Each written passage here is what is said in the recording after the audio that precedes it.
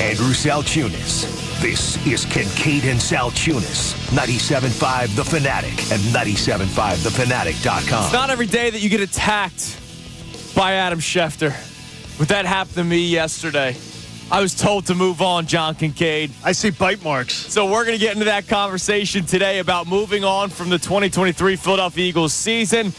We have leadership discussion. How about a legend in the sport of football, Dick Vermeil, joining us today. And the Phillies, they took an L in Boston last night, and another Hall of Famer said you wouldn't be surprised if they still look for a backup catcher. It's Kincade Salciunas, 97.5 The Fanatic.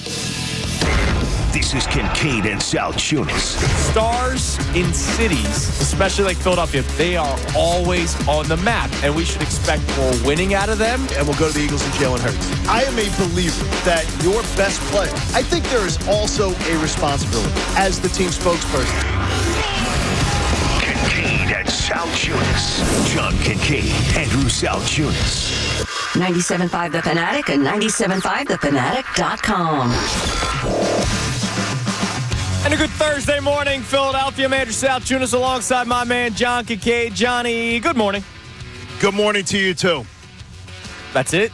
Yeah, it's a Wendy's Thursday. Okay, and only two-thirds of us can participate in that. Yeah, I am on I have to do a cleanse. Yes. To use the word properly for my medical procedures I'm having done tomorrow. So I will not be enjoying your Wendy's. So enthusiasm for a Wendy's Thursday, a little down today. Okay, but not I'm for the conversation. Mine's doubled. I get extra burrito. Dude, I was about to say, we split a second burrito. Yeah, I'm You down. should. Cut it in Yeah, half. you We should. split John's burrito, so we each get 1.5 burritos. You should. 100%. I think that's in John's honor. Like we can't Exactly. let it, You don't want it to go to waste. Yeah, exactly. We love Wendy's. Absolutely. So that burrito will be taken care of. Don't you worry. I'm sure you'll do. You're both selfless little.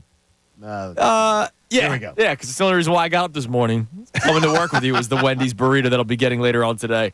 All right, so yesterday we had Adam Schefter on, and he joins us every single Wednesday, 8 o'clock. I absolutely love our conversations with Shefty because we can go so many different areas, not just with the Eagles, but with the NFL. He's the number one reporter, insider in the NFL, so there's a million things that we can talk to, but he is so good at his job, even though he covers every single team in the NFL. He doesn't miss a beat when it comes on any team, especially the Philadelphia Eagles. He knows that he comes on a Philly market every single week, so he's always very well prepared.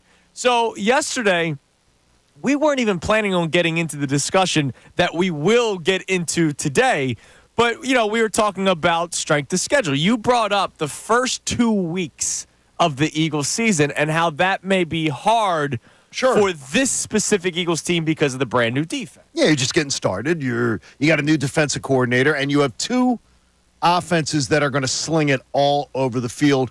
It just might be a little early for that challenge for this secondary. And not just new DC, but young defensive secondary. I said the other day, Geek Boy was looking at depth charts of secondaries in the NFC. Mm-hmm. They're going to have one of the youngest in the NFC. Right. Which, again, but I'm all for it. We're all for it. I begged for it. Right. But there might be some growing pains early on. And so growing pains against Jordan Love and the Packers in Sao Paulo, growing pains against whether Kirk you like Cousins. Kirk Cousins, whether you make fun of Kirk Cousins or not. He could throw it. He has slung it around on the Eagles before. Absolutely. And beaten them. So you brought that up to Shefty and just, how difficult that might be. And he started talking about, well, any team would want to get off to a hot start. Any team that gets off to a slow start, a shaky start, whether it's a 1-1 start or an 0-2 start, there might lead to some contention in the locker room. There might be, people might start pointing fingers early on because you never want to start behind the 8 ball early on in the season. No question.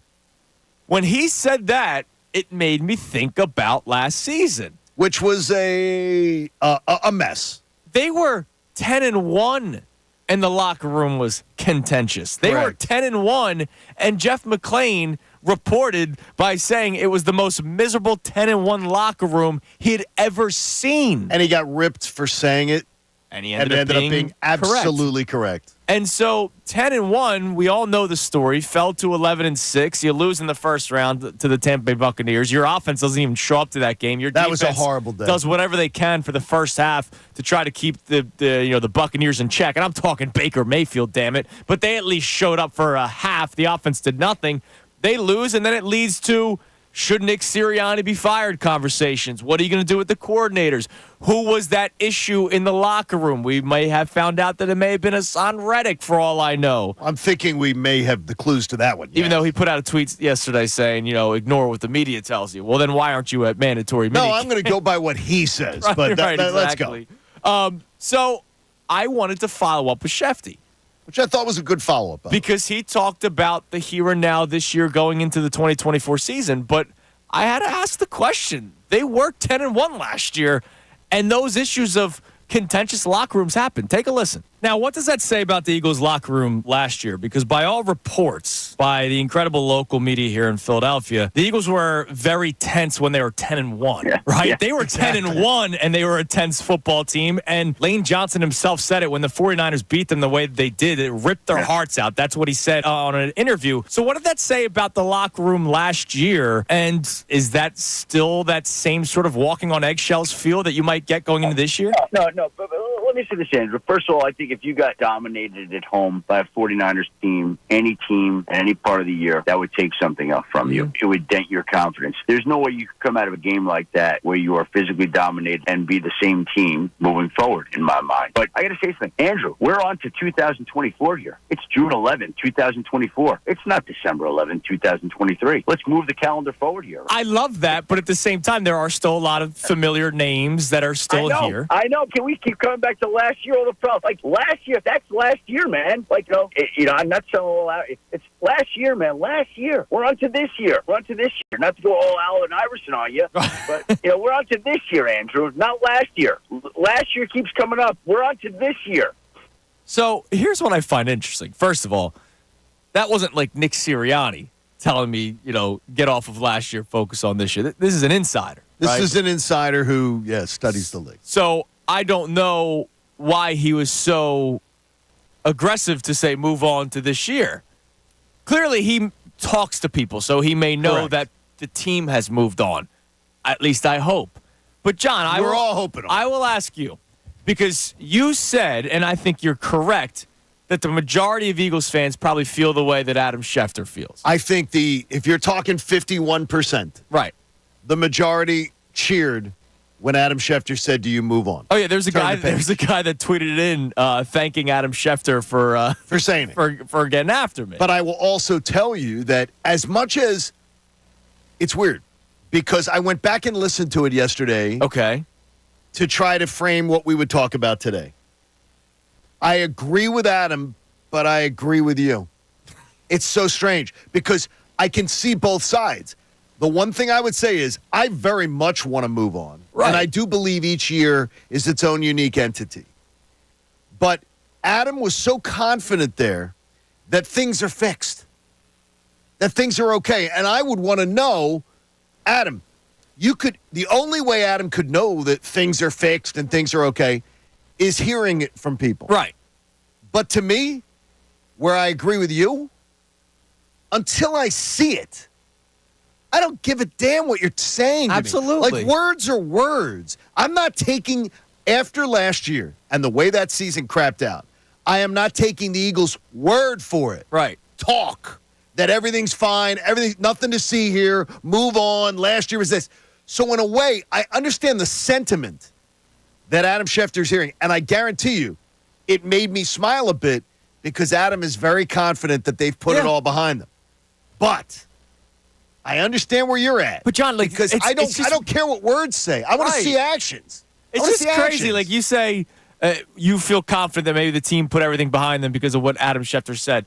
It's not like they went 14-3 and they were the favorites in the NFC Championship game and lost by a field goal. It right? was a disastrous They wild were card loss. 10-1 and fell to 11-6 and didn't show up for a playoff game, which then led to us talking about potentially firing a head coach that had made the playoffs in each of his 3 seasons. Like, if you think about it, that's crazy talk that we were talking about firing a head coach that Sure. has made the playoffs 3 straight years. Like, I realize that that's crazy talk. If somebody just told me, hey, do you want to fire the head coach that's made the playoffs in the last 3 years, the Super Bowl 2 years ago? Normally you would say no. but because of what ended up happening and realizing that nobody had a freaking clue as to what was going on, the people that have the power, the people that have the say, I can't just easily move on from that. And I think it's interesting, too, that Adam was like, well, John, he answers me about the idea of firing Nick Sirianni. He goes, any team that was 10-1 that finishes 1-7 is going to say, something's terribly wrong here. We might think about firing our coach. So it actually confirmed for me that he understood it. Right. Because look, Adam gets painted as a mouthpiece for Howie Roseman. Okay. And that's what he gets painted that way a lot. I thought yesterday he confirmed a lot of our beliefs, but the idea of moving on, Adam may be able to move on. As an Eagles fan, how am I supposed to? I can't. No, I can't. And more importantly, words don't mean anything to me when it comes to sports. It doesn't mean if you tell me everything's okay, show me. Right. Show me everything's okay. Show me that things are different.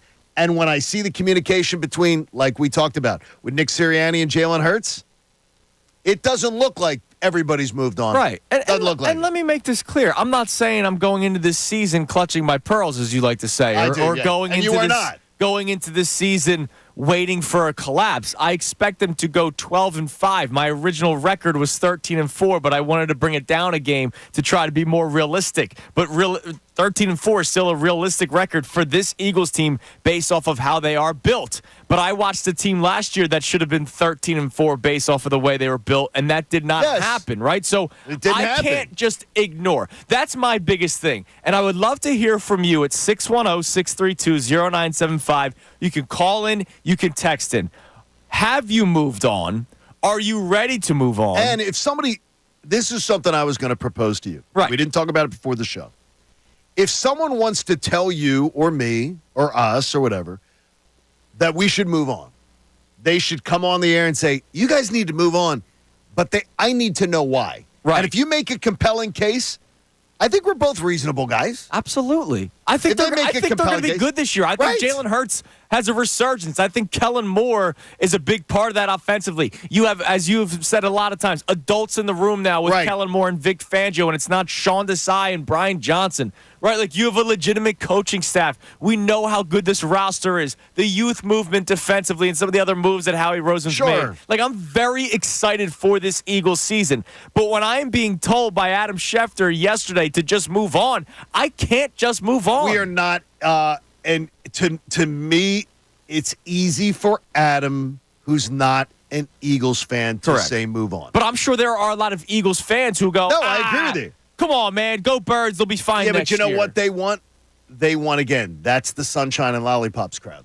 And I can't – I understand that segment of a fan base exists, but I also shake my head and go, okay, I choose to be more of a realist. Well – I choose to then be you're going to shake your head at Connor Thomas because Connor's ready to move on. Hello, Absolutely. Connor. Good morning, boys. How we doing? Hi, Connor. I think I made as compelling of a case as I can yesterday when I talked about the coaching situation. That's the genesis of the problems last year. No locker room is perfect when you're losing. But I think the reason that the locker room fell apart was part of this team lost faith in the coordinators. Part of this team tried to keep faith to keep the team together. That led to the locker room issues. The problems on the field were entirely because the coaching staff had two guys in positions they were not capable of holding. Sorry, three guys when you add Matt Patricia in there. Sure. And now that you've changed that with guys with proven resumes, I'm not worried about last year happening again. Like what Adam Schefter said was not the Eagles are fine. He said this year is different. I don't think the same problems will exist. I don't think they're a perfect team. I'm not saying they won't have problems. I'm saying the problems that caused the collapse last year that we've only seen like once in NFL history, they don't exist anymore. Okay. Now, by the way, that's very eloquently stated. It was, and that's the compelling case that we're looking for the people that just say move on, right? We don't want to just hear just move on because there are legitimate concerns still going into the season, even though I think highly. Now, I'll ask you guys, was it easy for you to move on? Clearly, it's not been easy for me. I'm torn though, because I'm sort of there's nothing I hate worse than being on the fence. Right. But when I hear Connor, I say I'm very, very much Kellen Moored up, and I believe in Vic Fangio to bring stability, leadership, and teaching. So I sort of move a little going, okay, that is the good reason. but I just don't. I'm more concerned about Jalen Hurts and his coach, and just whether how things went last year, and that professionals. I don't want to say quit, but I'm trying to. I'm struggling for a better word. Decisions in the playoff game. And that is and some of those quit. guys are gone. Yes, some of those guys are gone. So some of those guys quit. But I believe that there were. I saw veterans walking around on the sideline, shaking their head glazed over. Yeah. I saw Jason Kelsey. Yeah, he was ready Remember? for. Well, walking he also there, realized he was done. Probably and walking around like what the hell's going on? Yeah, it was horrible. Ugly. Have you moved on? Was it easy for you to move on? It's a move on conversation today. And if you haven't moved on, tell us why. If you have moved on, make the compelling case why you're moving on. It's got to be compelling. Don't just tell me they'll be fine, okay? 610-632-0975, the phone number to call in or text it. Now, the other discussion that we're going to get into is about leadership. I would like you to explain, John Kincade, and let us know about the special guest that will be joining us today at 7:30. Yeah, Dick Vermeil joins us a little bit later on today.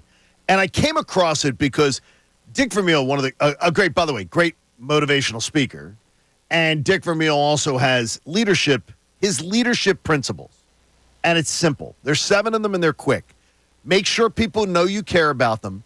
He has his number 1. Be a good example, number 2. Create an atmosphere where people enjoy working. Number 3. 4 is define, delegate, and then lead. Number 5 is bring emotional and physical energy every day. 6 is build relationships. 7, establish credibility by being sincere, believable, and trustworthy. Interesting. Now, when you hear any of them, did any of those jump out at you? Because there's a couple of them that I look at and I go, this is where somebody says pandering, pandering's not a big deal.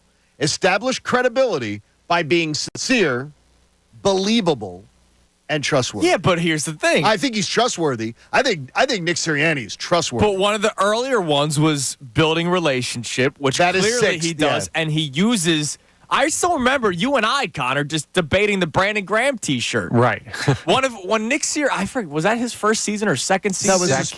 That was the Brandon Graham. No, it was year 1. It was year 1. It was year 1. I was he also had the Lane Johnson. Yeah, I was filling in. Connor was producing. Connor didn't like the T-shirts at the time. At that time. And I said, well, if I'm Brandon Graham, and you made a good point. You're like, well, what if he has to release one of these players or something? And I'm pretty sure I said, well, he's not going to release Brandon Graham. Right. So it was a comfortable T-shirt to wear, the Brandon Graham T-shirt. And I thought that kind of stuff early on was pretty cool. And clearly he's still doing it. So I think he gets a sense that it works.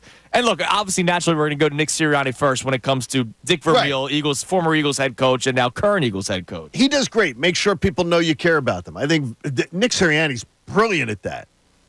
Question number 2, be a good example. And one of the things that it says here is be an example of how you bring energy, how you handle adversity, and how you show up to win.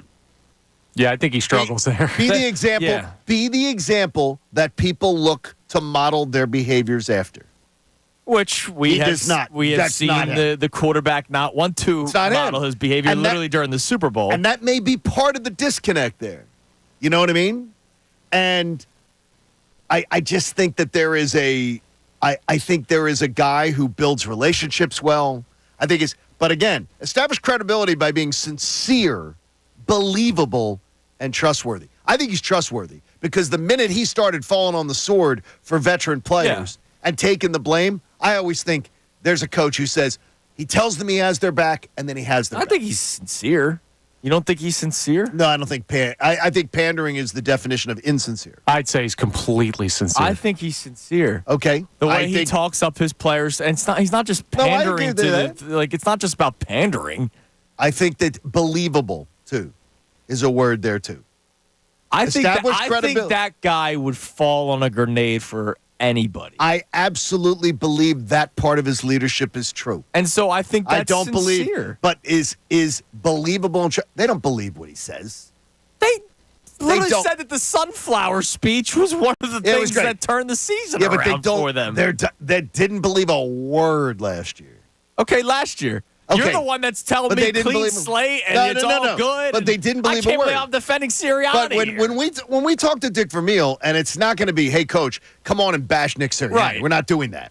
But it's the idea is I want to hear Dick Vermeil talk about some of these things. Yeah. And how you bring it to the Absolutely. table. And then you say, and examples straight that up he ask, does Nick Sirianni Yes. have these qualities? He sees Because that. he does Because he still- does have he checks on Dick Vermeil's principles for leadership. He checks a lot of the boxes. Right, he absolutely He does. really does. I see be a good example as not one of them. All right, let's dive deeper into that coming up next. You can climb in 610-632-0975. The 7 principles of leadership written by Hall of Famer, okay? Hall of Famer, Super Bowl champion head coach Dick Vermeil. And we're going to end up expanding this on other coaches. This isn't just for the NFL. This is leadership, period. So that could be players, coaches, for any sport, not just the NFL. But we'll focus on Nick Sirianni first, as he is the head coach of the Philadelphia Eagles, like Dick Vermeil once was, who will be joining us coming up at 7:30. Is it easy for you to move on? Have you moved on? Would love to hear from you. 610-632-0975. It's Kincade Salciunas, 97.5 The Fanatic.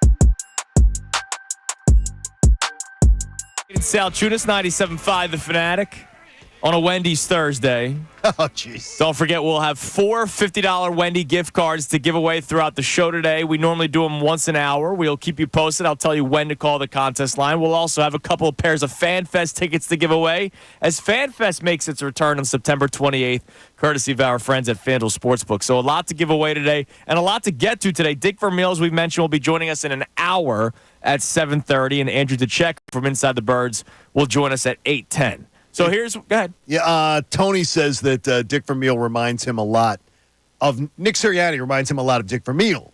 He says, but I think that Coach Vermeil had a lot more of a tough ass leader to him. Okay. Than Nick Sirianni. Well, had. I've seen. But he was look, we have seen Nick Sirianni get into people on the sideline. Yeah, but not in a respected way. It doesn't look respected. It looks like they're.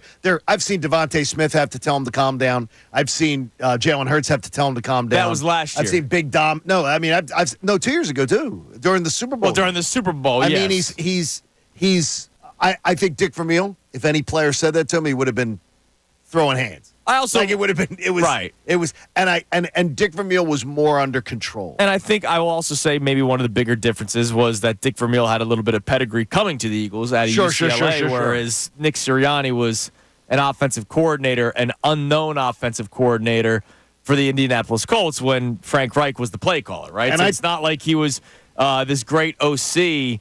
He was not even really the play caller most of the time in Indianapolis. We were out to lunch around a month ago. And Coach Vermeil was having lunch with a bunch of people at the next table over. And so we didn't bother him during the meal. And we're getting up, they're getting up.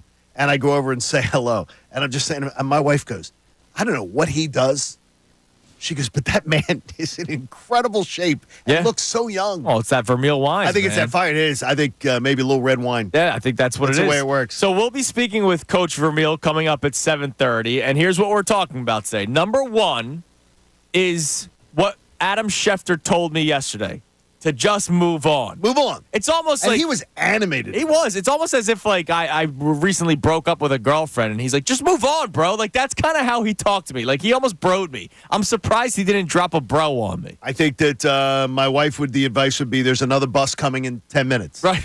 Be on it. That's a good one. Be on it. But I don't know how you can just move on considering what happened last year. There is context. If the Eagles, we've talked, how many times have you heard, well, if they were 11-6, but they started 2-2, eventually got to. My daughter, that was her rationale. I've heard that a million times, but that's not how it happened. It did not happen that way. We would have consumed the season entirely differently. How it happened is why I have not moved on, or why I have not just completely ignored the fact that it happened. Connor, I wish I could be in your place. Like, I feel great about this season. You've heard me talk about this year. I'm confident in the Eagles. But for me to just almost ignore what happened last year, I can't do that. You're not ignoring it. You're saying that the 3 coordinators you had in spots they shouldn't be are gone, and the organization made a change. And if you have guys at the top of the leadership pyramid that don't know what they're doing, can you blame the players for not trusting them? Can I blame the head coach who wanted both of them?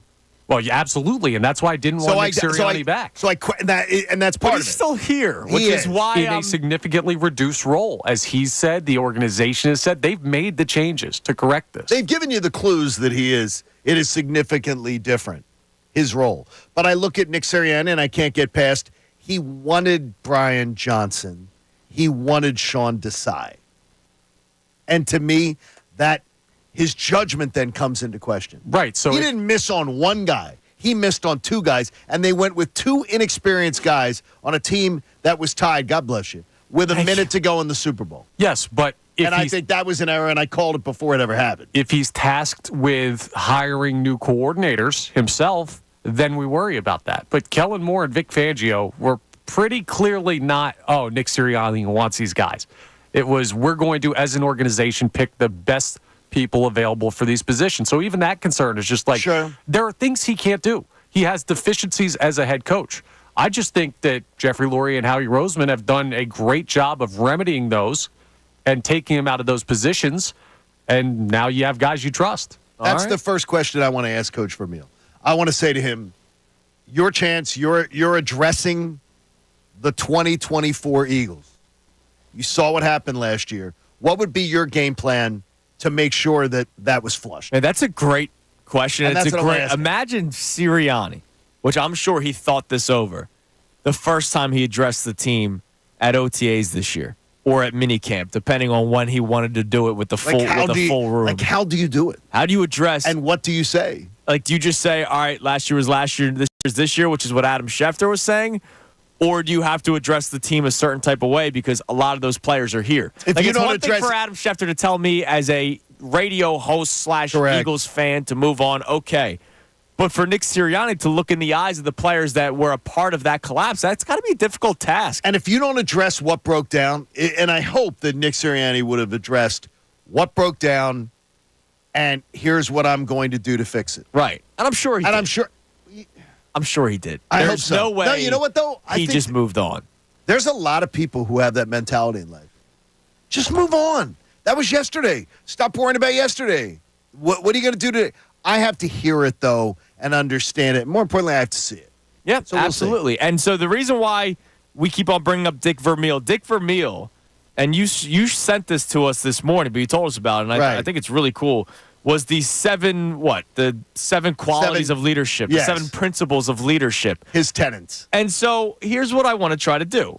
I know we kind of did it last segment, but let's see exactly what Nick Sirianni has out of Dick Vermeil's 7. So let's Okay. run through them. Go ahead. Number one, make sure people know you care about them. I don't think he Sirianni could do does that better. Yeah, I think Nick Like, he looks Sirianni like- does that. He really does. I think he's a person who connects with people. Like we stay at the same place down the shore because we don't have a shore house, but we stay the same place. Well, your the adopted parents do. that the Siriannis exactly that the Siriannis stay at, and I can tell you both times we've been in the place, they've gone, man, Nick Sirianni, he's wonderful to everybody. Yeah. He's fantastic. So to me, if he's that way with people he doesn't know, that means he is most likely exceptional with people that he does. All right, so I think he gets an A+ on that. one for one. Be a good example. Set the standard as a leader. You're the example that people would look to model their behaviors after. No. I No, think no, it depends no. on the player you're talking to. Because obviously Jalen Hurts doesn't want to be that rah-rah guy. There are probably some players that absolutely love what Sirianni does. Okay. There might be some players that go, man, that guy's cool. I've never played for a Do you coach want, like that. Do you want, I used to say it about John Chaney. John Chaney, legendary coach. So excited that I got to watch him for so many years. Mm-hmm. But I was embarrassed by the way he conducted himself on the sidelines. I found he was embarrassing. Guy was a winner. I thought he was, but I thought it was embarrassing. Okay. I thought that his behavior was, his message always was under control for his players. Under control, stay under control. And his behavior was never under control. Okay. So to me, I think that's not being a good example. Okay.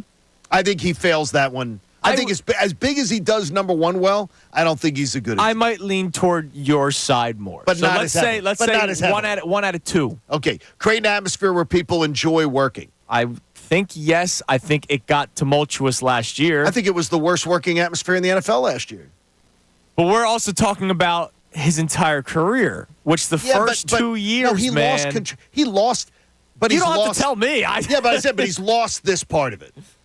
People were the most miserable 10-1 team ever. Jeff McClain. And then they go 1-7. He did not create an atmosphere where people enjoyed going to work. That absolutely tells you. If Okay. everybody's miserable and you're 10-1, that's not a positive work atmosphere. There's a failure there. Okay. Define, delegate, then lead. I can't speak to that one because I don't know enough of what goes on behind. I feel like that one's more nebulous as far as us guessing about that. Right. Because I think that the leading part on the offensive and defensive side of the ball has been taken away from him. Yeah, that's true. You know, like, So we'll let that one go. that's sort of on. Bring emotional and physical energy he every day. brings that. He too. absolutely He's does. got he's I got think, that, no question. I think he does that A+ as far as he appears to be checked in every day. yeah. Oh, absolutely. Really does. Build relationships. I think think he he- tries hard. I think he does that. I think he tries hard with that. So we're 3 for but again, 5. Yes, and then a 3 for 6. Yeah, but we let one walk. Okay, a walk. 3 for 5. 3 for 5 of the walk, John. Establish credibility by being sincere, believable, and See, trustworthy. this is where we disagree. I believe that he does that. I believe he does some of that, but I believe that the last thing about pandering is somebody who panders. People know they're pandering. They know they're pandering, and that is to me not believable. That's like, okay, someone's just trying to, for whatever reason today, this is who we're pandering to. To me, it's not believable. Man, the trustworthy part, I give him an A+. I don't get hung on to the pandering thing at all. I got you, but the definition of pandering is you're not being believable. That's like the definition, and he is master panderer. Like it's not people roll their eyes at a certain point, going thing. Here's the final line though, one of Dick Vermeil's favorite quotes: "If you have integrity, nothing else matters. If you don't have integrity, nothing else matters." Interesting. All right, well, we'll be speaking with Dick Vermeil coming up at 7:30. Coming up next, we'd love to get your text reactions to our discussions today at 610-632-0975. Is it easy for you to move on? Have you moved on from the Eagles season last year where you're going to ignore everything that happened last year going into this season? And also the leadership discussion, those qualities that you've heard from Dick Vermeil, does Nick Sirianni have them? We'll discuss more of that coming up as the show continues with not just Sirianni, but other coaches and players in Philadelphia. It's Kincade and Salciunas on this Thursday morning, 97.5 The Fanatic. The Phillies are on the road this week with big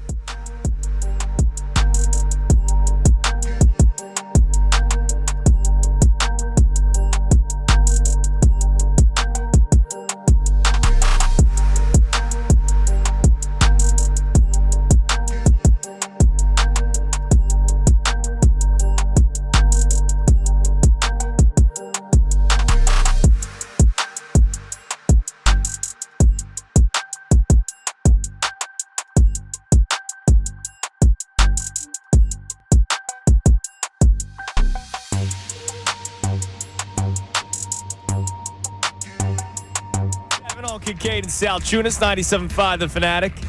On a Wendy's Thursday. Call number 7.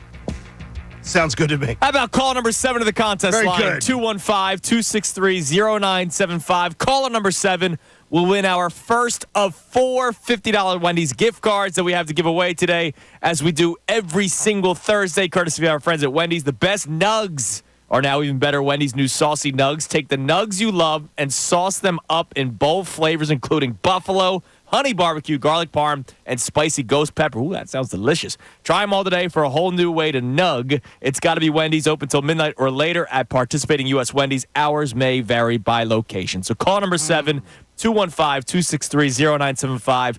We'll win our first of 4 $50 Wendy's gift cards. Wendy's make a clear broth. Yeah, well, they might. I think you get a nice clear broth at Wendy's. Usually they have something in the back for people. They still have You the know? chili. Could you do the chili? No, I can't that's do the not chili, clear, that's not Connor. clear broth Well, there. it's as Connor. close as I could get. Not on I'm trying. a cleanse. No, yeah. No, They no, make no. clear The broth meats is not right. chili. Dr. Colazzo listens too, so I can't cheat. Yeah, do not I can't do that. cheat. All right, so let's get some reaction on today's topics. I know we have one on our YouTube feed from Josh Sass. Nick Sirianni is just a cheerleader. Brian Johnson, Sean Desai, and Howie Roseman let the wheels fall off. I can't blame a cheerleader for the wheels coming off. Okay, well, wait a minute. That's not. Look, actually, you can blame the head coach, who may act like a cheerleader when things fall off, when he's supposed to be the guy He's supposed that to be the guy in oversees charge. everything. So let's not all of a sudden call Nick just a cheerleader and all of a sudden take away his responsibilities. Even though he's not a play caller, as Connor has pointed out multiple times, he's still the head coach of the football Yeah, team. I mean, seriously, are you really is he going to get a pass like that? Like he's a Look, if he's a cheerleader, then you know what? If that's what I'm sorry, I don't know again who sent that one. Josh. Josh. What I'm going to tell you is this: if that's true, then I'm going to come over to Connor and Andrew's side. Okay. He shouldn't be here. That he should be here. No, if that's the truth, he shouldn't be. And I don't think that's And I think that's disrespectful in a way that as to what he brings to the table. He brings more than that, but he's been highly ineffective in a lot of it. Absolutely. I mean, that's why you saw a collapse, and that's why I'm not so ready to move on like Adam Schefter tried telling me yesterday. We'll replay that clip coming up in the 7 o'clock hour. But, Connor, what do we have on the text line today? Yeah, no name on this one, but they check in and they say, I get why most fans can't or won't move on from last season because a lot of the personnel from last year is still there, but they should because of the new offensive and defensive coordinators in place. This might be my burner phone. Results should be different mainly for that reason. I hope so, and I expect it to. All right? I expect it to be better this upcoming season. But for Adam Schefter, or for, I'm sure, a lot of Eagles fans, as you pointed out, I'm sure there are Eagles fans that feel that way, to just say, oh, just move on already. Last year was last year. Coming up in the next hour, I'm going to compare it to other things. Like, have we just moved on from the Sixers collapses every single year? No. I'm going to tell you right now, I haven't moved on from Rob Thompson's handling of his pitching staff. I know you haven't, and I know you're not alone. And then last night was another example. So, I mean, it just is the things that make me go, oh, okay. So it just is. There's things that you don't move on from. And there's things that other people can move on from easily. Right. This is not one. This I need is to a see historic collapse. I'm It not was, talking yeah. about a team that just underperformed or underachieved or didn't reach expectations, right? Like, I think we all had them winning around 12 games. So it's not just like, oh, man, I had them winning 12 games and they finished with 11. No, I had them winning 12 games, and at one point they were 10-1. What else, Connor?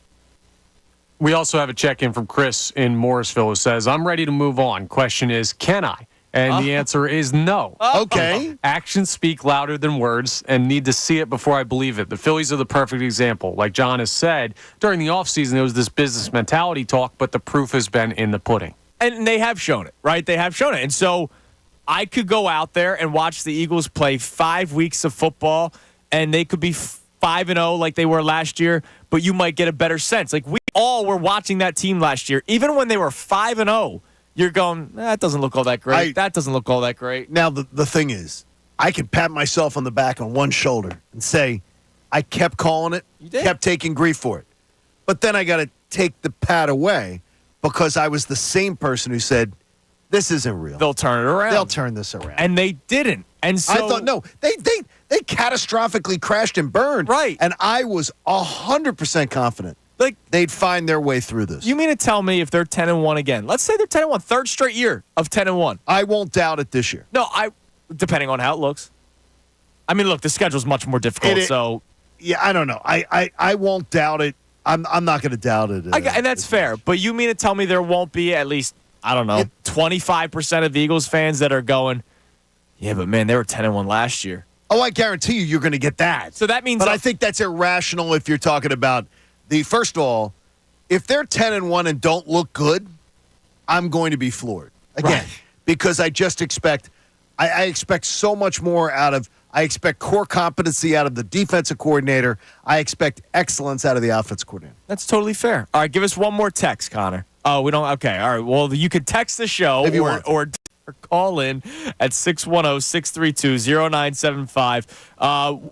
Coming up next, we're going to reset the entire show. All right. Adam Schefter told me to basically move on, bro. As if I was, still sitting on my couch eating Chips Ahoy after breaking up with a girlfriend, right? He basically just told me, get your stuff together and move on. Okay.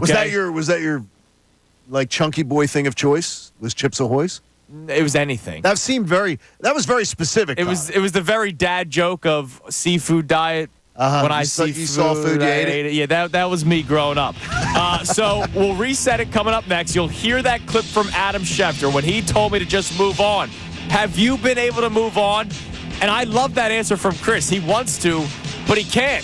I absolutely want to. I think things will be better this year.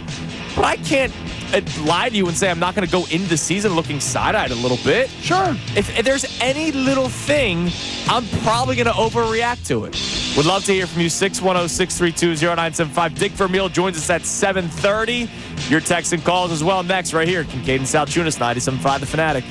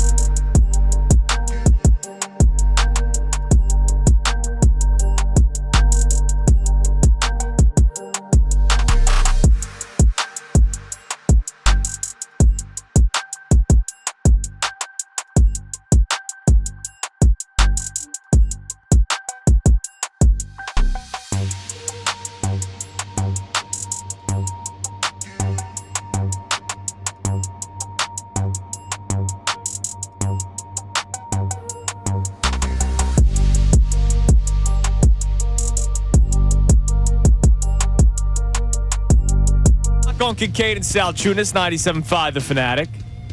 Coming up at 7:30, we have Hall of Fame head coach Dick Vermeil joining the show to talk about his 7 principles of leadership that John saw. When did you see this?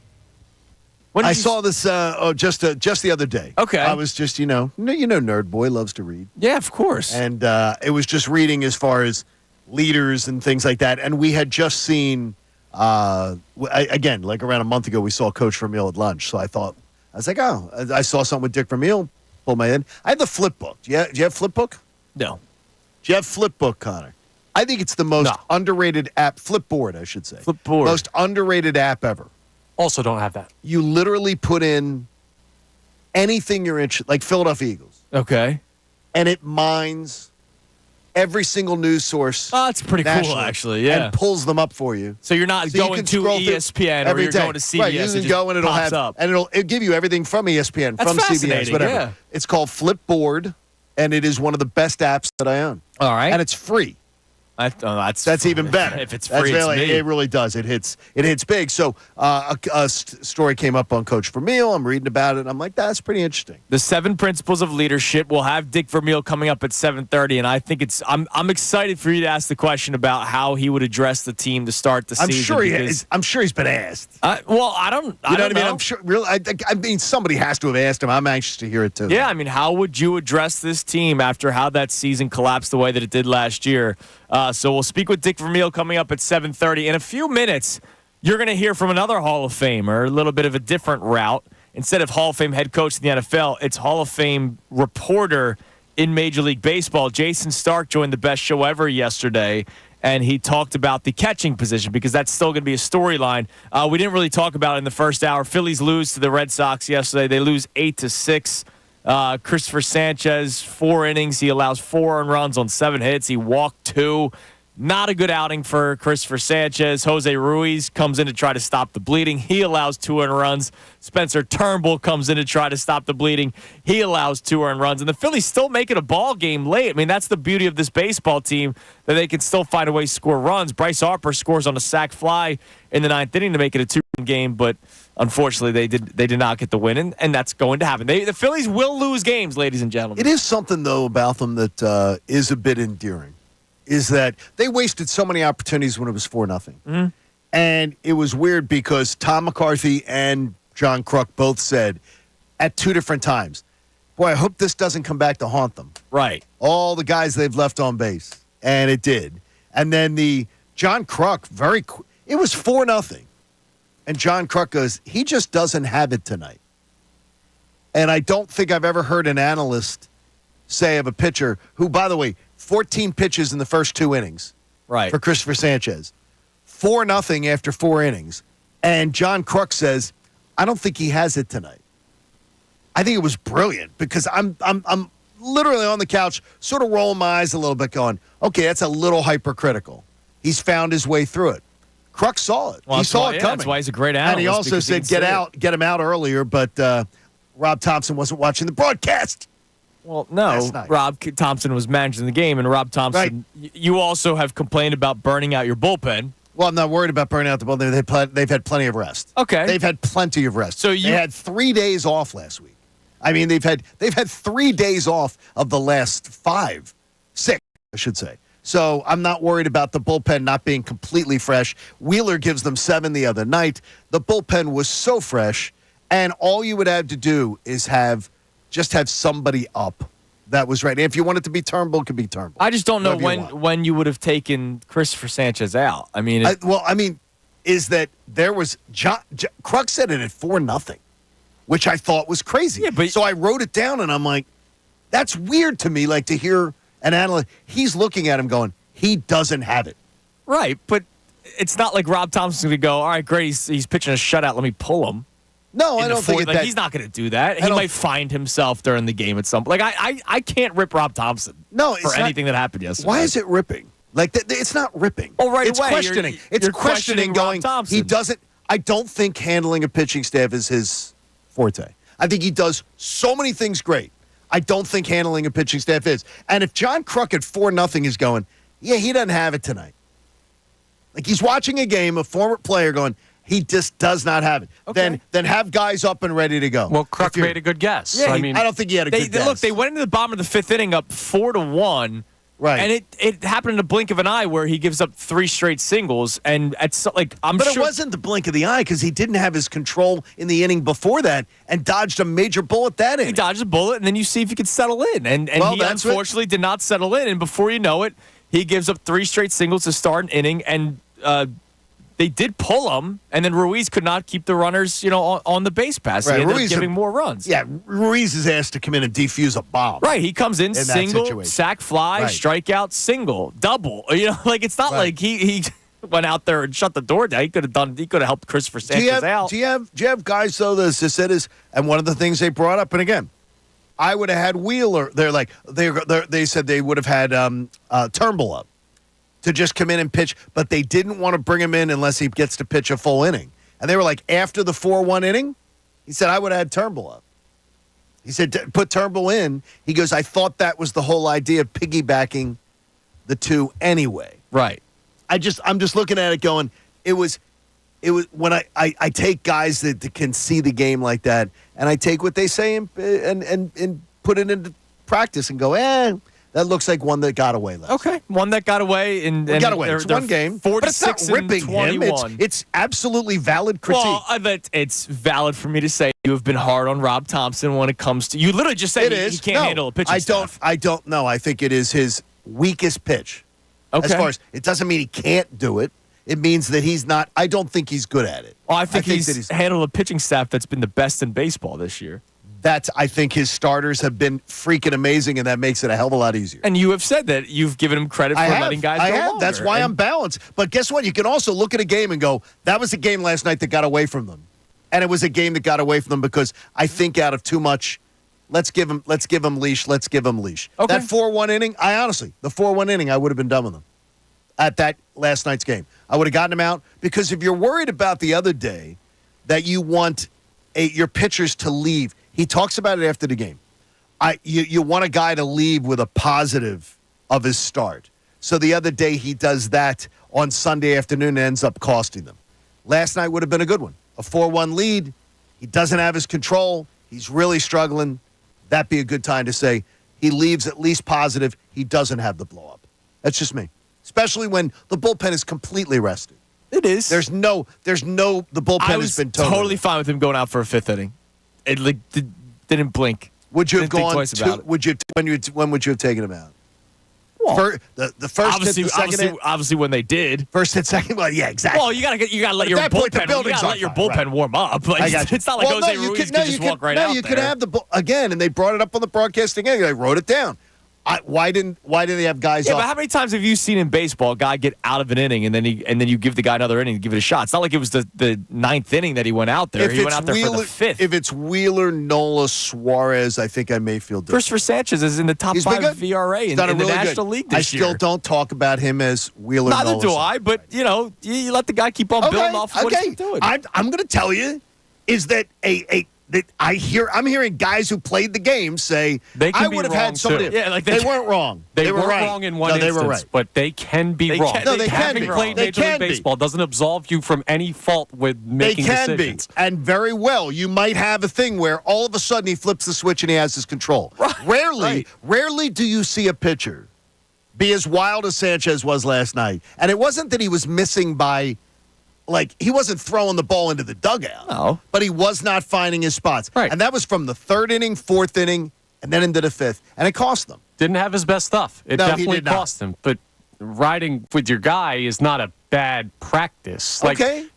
Here's what it is, John. Managing a bullpen, managing a pitching staff in baseball is like playing blackjack. It absolutely is. You got my attention. I know I do. This is why I picked this analogy, because I know you're a blackjack man. You can play your hand perfectly. And you can lose because the dealer just deals 21. And it doesn't mean you did anything wrong. At times you could do something wrong, and you could win because someone at the table causes the dealer to bust. There's some that's under your control. That's why you always sit at third base, by the way. That's why you always sit at because it takes honestly it's the best spot to sit at. Okay. But there's always sit at third base. There's some stuff that's under your control, and there's some stuff that isn't. And then there's someone who sits down like John Kruk who might hit on 17 and get a 4 and looks like a genius. And I'm not saying that's what he did at that point. Right. but I'm just saying. No, he clearly saw what he saw was accurate. Exactly. And he saw it coming from the fourth inning. Like, he saw it coming. And I'm not saying he doesn't know. I'm just saying, like, it's so hard to say all of it is under your control because it's not. Well, it's not. All of it's not under your control, but I would have gone about it differently. That's just me. That's totally fair. Especially with a bullpen very rested. Yeah, all right. A bullpen that they actually said, these guys, he has to find them innings. Rob Thompson talked about, we got to find these guys because the starting innings. pitchers are going 7 innings every single outing. And they had 3 days off in the past 6. Yeah. So he's talking about, I've got to get these guys innings. Perfect opportunity last night, and I think it was lost. Okay. All right. We'd love to hear from you. 610-632-0975 phone line to call in or text in on today's topics. Phillies obviously always on the table, the best team in the National League. I would say best team in baseball, but record-wise, best team in the National League. Yankees are rampaging now. They are right now. They are. They're rampaging. But the main jumping off points that we've had today. Have you moved on from the Eagles' collapse last season? And if you have not moved on yet, and I'm going to say that I have moved on to an extent, but it's still hard for me to ignore what happened.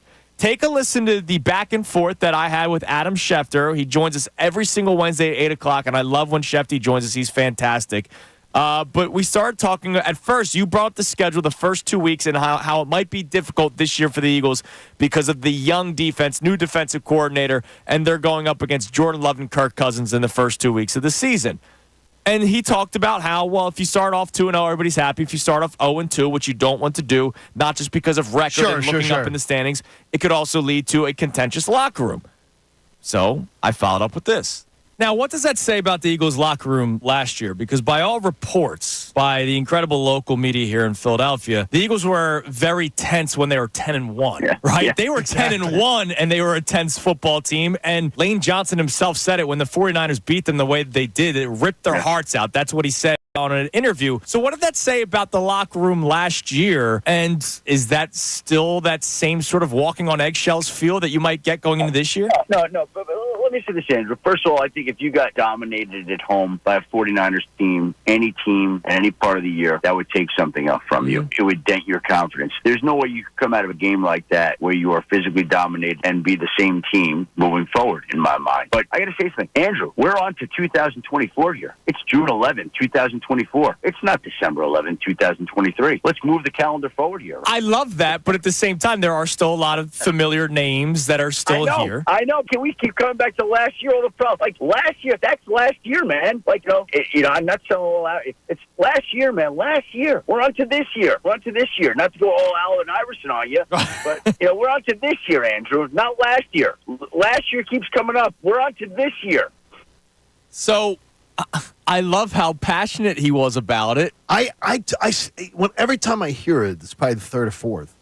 The escalation with Andrew, with Adam, towards you was weird to me. It's weird. Like which is strange, is I don't think he understood where you're coming from. Well, he doesn't live it the way that we do. But I don't understand how he wouldn't understand it. Like, I honestly, when I hear it, because you're not. If you were coming with an outlandish take, right, I could see it. I wasn't saying, right, hey, you weren't saying, when is Adam Schefter fired? Or Adam right, Schefter. When is Nick Sirianni fired? Exactly. Oh, we want to keep him on the show easy. No, I mean, it was weird to me because I think your point's very.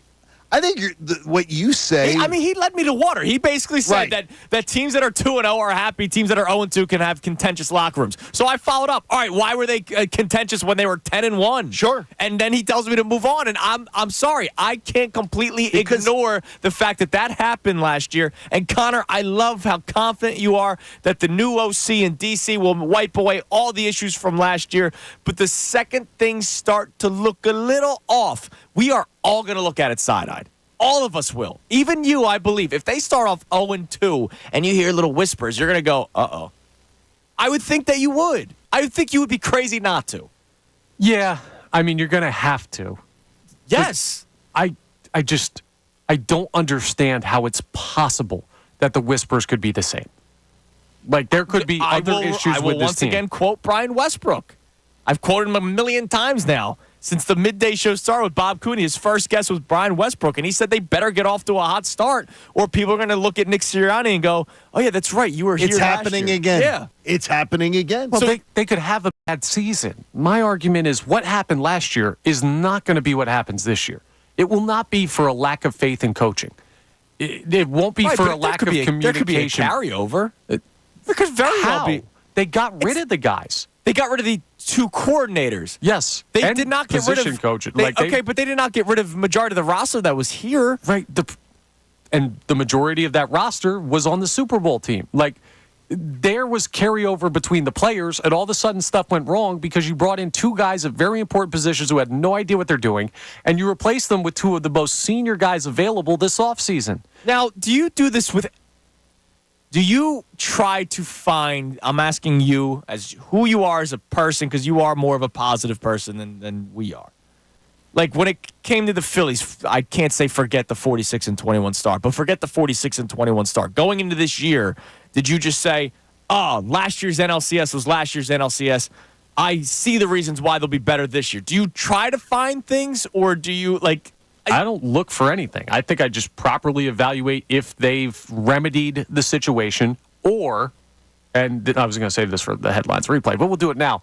Or I ask myself, is what went wrong last year an anomaly or a trend? I don't buy, though, that you don't look for it.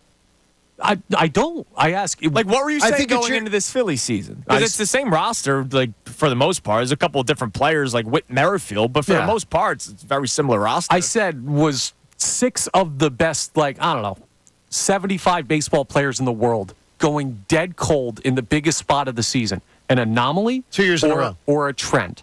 2 years in a row, trend. Different against the Astros. That pitching staff was unbelievable. The Astros, How many teams get no hit in a World Series at home? I mean, Well, they, two that could have been. all-time, That could have been I any. mean, seriously. That could have been any game of any. I mean, that. And yeah, then that- get 4 hits the next night. the Astros are. I got are a you. That's dynasty. not what we're talking about. Yeah. But I looked at it and I said, this is an anomaly. They don't just go cold like that. They happen to go cold at a bad time. It doesn't make them a bad team. I still think they're just as talented. Okay. I think that's rational. I think there's a rational explanation for the Eagles. For the Sixers, I do not have a rational explanation. Like, I don't have faith in this team because year in and year out, they showed me it's a trend. That's what I worry about. But these are anomalies, boys. You didn't believe the Harden trend. What do you mean? You didn't believe what James Harden has said. Has his playoff history is long and known. Yes. You bought into James Harden. I did. Different situation. You bring in a player who hasn't played here. You bring in a guy who's going to play I with get an you. MVP caliber player, the best big man he's ever been with. They were a perfect fit. I know what James Harden is. I look at it from a team perspective. Okay, that's fair. So, That's fair. what other things help you move on? Like what? And this is any sport. You gotta see that. it. That's my thing. A nice That's why. scotch. Like I gotta see. But it. you know what though? I got to see, like you said, what if they started 10-1 again this year? If they start 10-1 this year, and they are playing like they did in 2022 No, you feel great. or 2017. Dude, they might not even have to be 10-1. They No. could be 2-0, No. and They I could could be- say, all right, Jalen Hurts. Because again, Jalen Hurts didn't really have a good game until week 4. What if he has a good game in week 1? If this team's 10-1, or if this team's 8-3, and they're playing great ball, Yeah. like they just look good, and then I'm looking at the end of that season going, they can rampage through December, they'll be fine. Like I'm going to be okay. I need to see the performance. I don't just need to see final scores, and I don't just need to see record. I need to see Absolutely. performance because style. I say it again. Style points matter. Sometimes and people they do. tell you, it doesn't matter. Just forget about it. Things matter. How you play, how you practice, those things, they end up costing you at some point. right. It'll cost you. So, Connor, is it skewed? I know we have a poll up and running on the station's account. We have not done a poll in a long time. Poll? We have a poll. What is a poll? I don't. Well, it's a question we ask the people. They Okay, respond yeah, to very it. good. And our question is, do you find it difficult as a fan to move on from tough sports seasons like last year's Eagles collapse? And again, and we're going to talk about all the teams here, right? Sure. The Phillies, the Sixers, the Absolutely. Flyers. All of them. But so I like the way that was very well worded, I believe. I do not think that is a skewed poll. Here are the options. Yes, hard to get over, or no, every year a new year. Okay. 62% of responders are saying that every year is a new year, and it's not difficult to move on. 38% are saying yes, hard to get over. I'm happy for the people. No, I'm very really happy. I'm for really the people. happy that that's the case. I also wonder how many people are voting that it's not hard to get over because it's June 13th.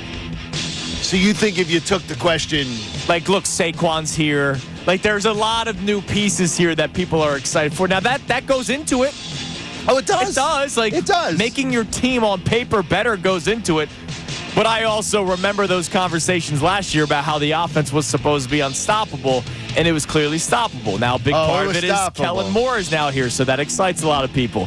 We'll continue this conversation. I got to play you what Jason Stark had to say coming up later on this hour. But first, coming up next, the 7 principles of leadership, according to Dick Vermeil, a guy that I would actually trust when it came to leadership. He seems like a guy that knows what he's talking about. Dick Vermeil joins us coming your way next to start the 7:30 segment. It's Kincade Salciunas, 97.5, The Fanatic.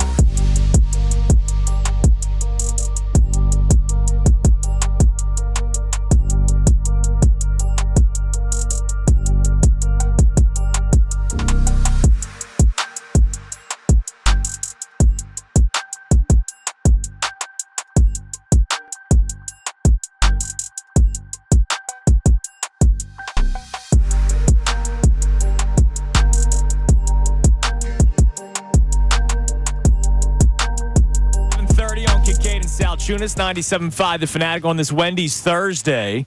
Still have 3 $50 Wendy's gift cards to give away. I will give another one away at some point this hour. We do one an hour. Maybe 2. Maybe 2 gift cards? I may have to take one for when I can eat it. Oh, okay, for when you're allowed to eat it again. Yes, that's right. But, yeah, we still have 3 to give away, maybe 2. We'll find out.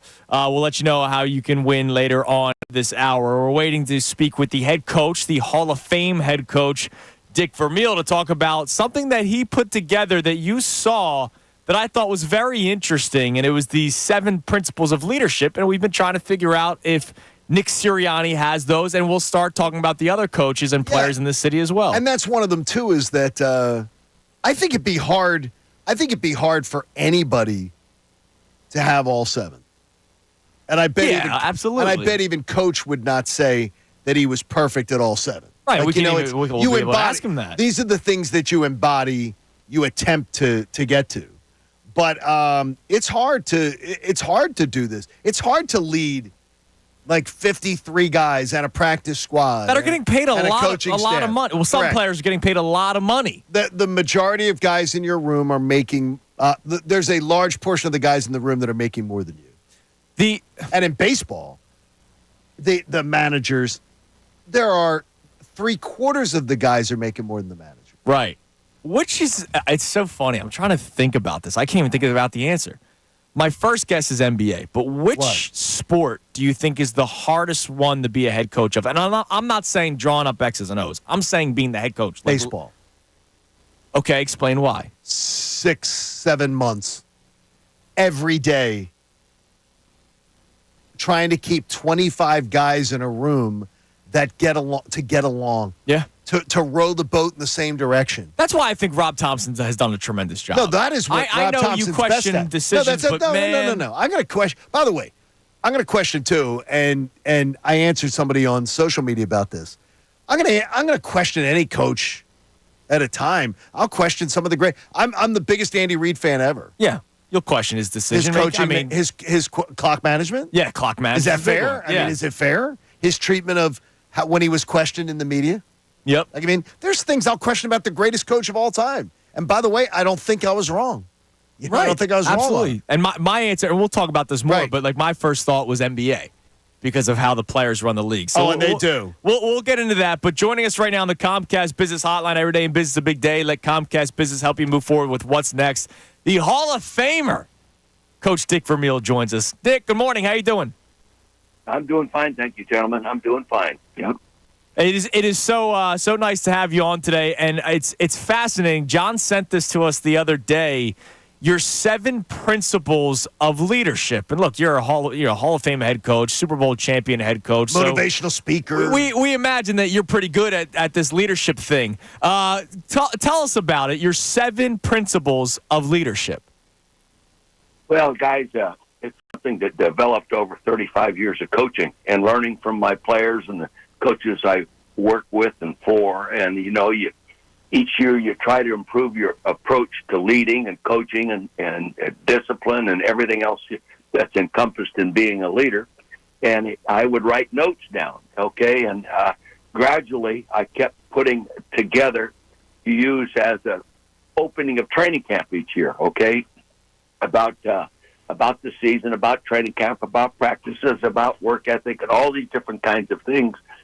And it sort of matured by the time I got to Kansas City into concepts. And then when I left coaching in 2006, I decided to sit down and write out my experiences in leadership. And I kept doing it over and over and over. And I finally came out with these 7 concept principles of leadership that I believe in, and I like I say, I didn't learn them or develop them in graduate school when I was getting my master's degree. I learned them from the great teachers I work with, the kids, the players, and the coaches, and I decided to write it. In fact, this year is the first time I wrote it all out in terms of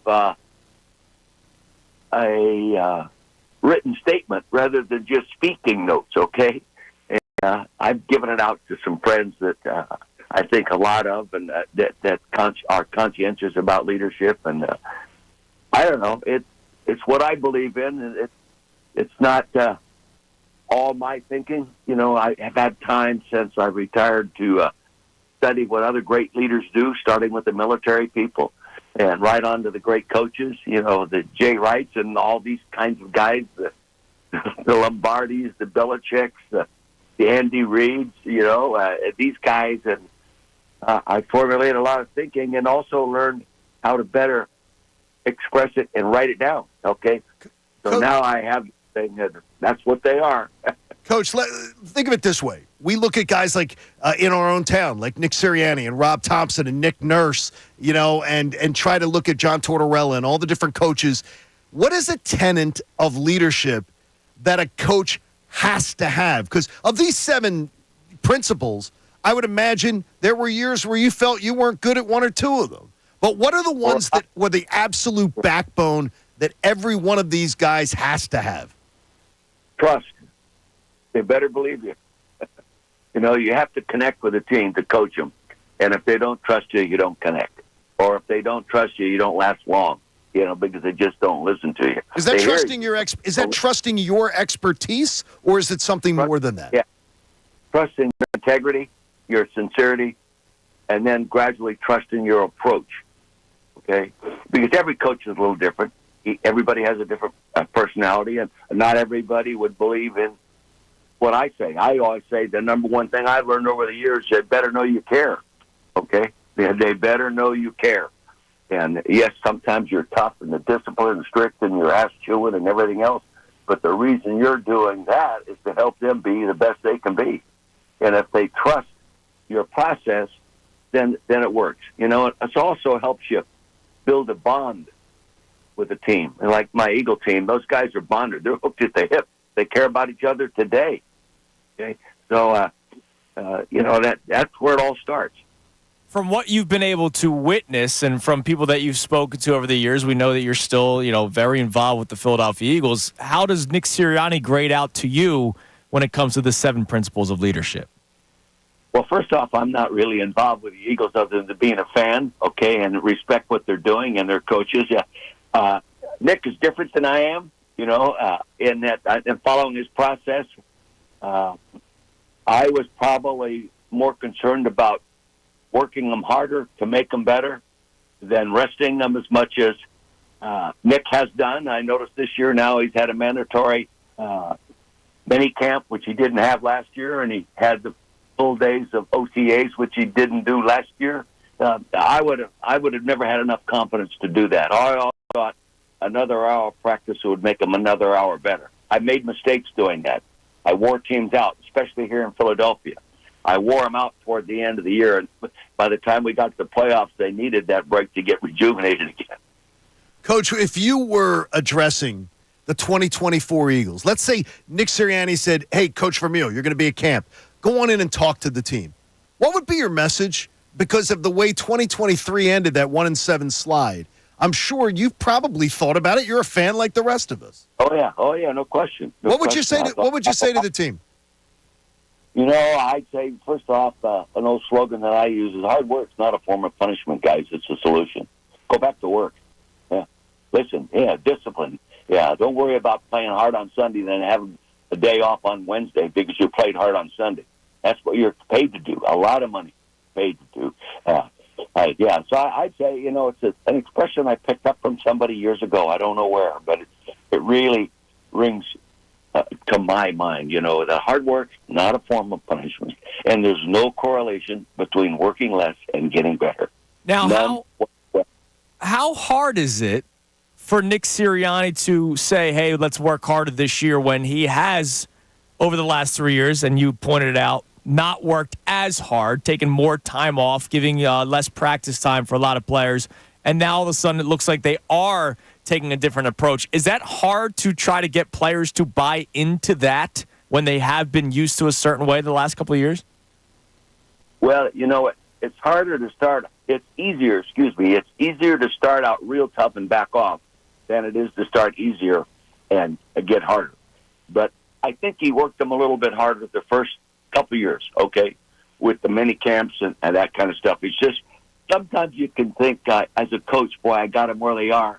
You forget everybody else is still trying to get better, especially since you were really good and you were beating them. Now you're their motivational tool. They play the Eagles. They know they're playing a great team. Now all of a sudden they're not as good as they were. That's confusing. And sometimes, he lost some coaches. You need good people around you. I mean, and you need people smarter than you. I brought Sid Gilman to Philadelphia in 1979. He was 71 years old. And I didn't bring him to coach the football team or the quarterbacks. I brought him to coach me and my offensive coaches. Teach us all so we could all get better. And then he worked with Jaworski on the field, and he helped us all get better. And now he's brought a veteran defensive coach in, and I know this guy's a good football coach. He's got a great history, and he's respected, and he'll make a contribution. And I think today, with all the restrictions of the union on practice sessions and time and meetings and contact and double days and all those things, it's hard to overwork them. Yep. It's really hard, and it actually shows in offensive line fundamentals in my mind.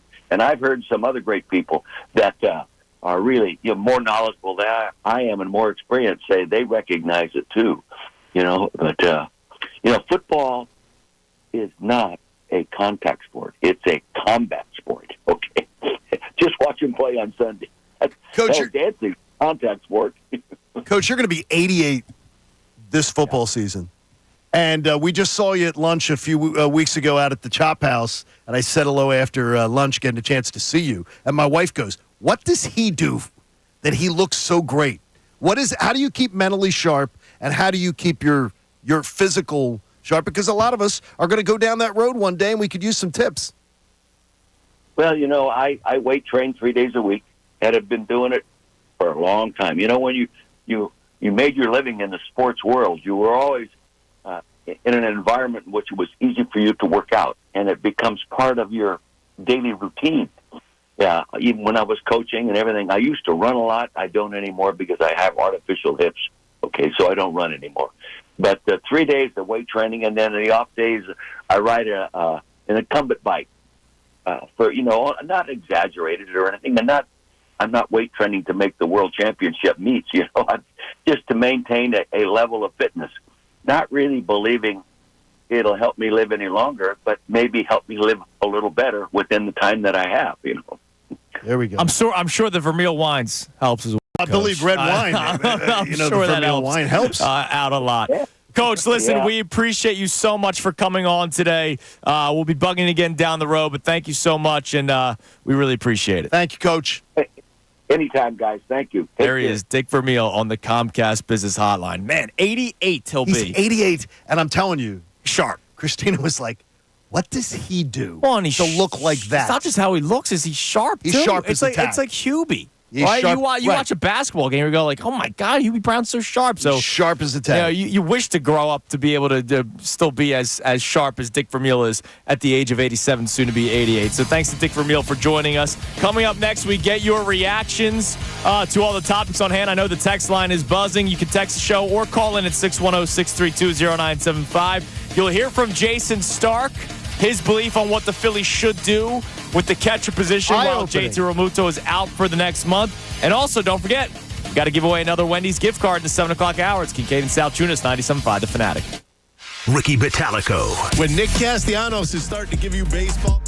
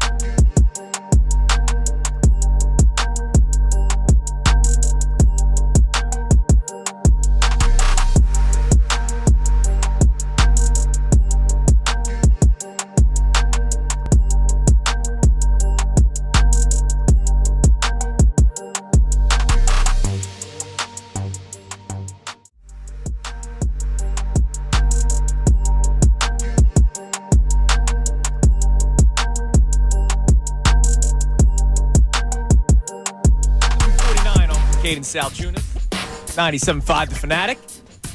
Get to some text coming up in a second because of our topics regarding the Philadelphia Eagles today. Did you lose a finger? No. Watching you and Connor attack the Wendy's burrito.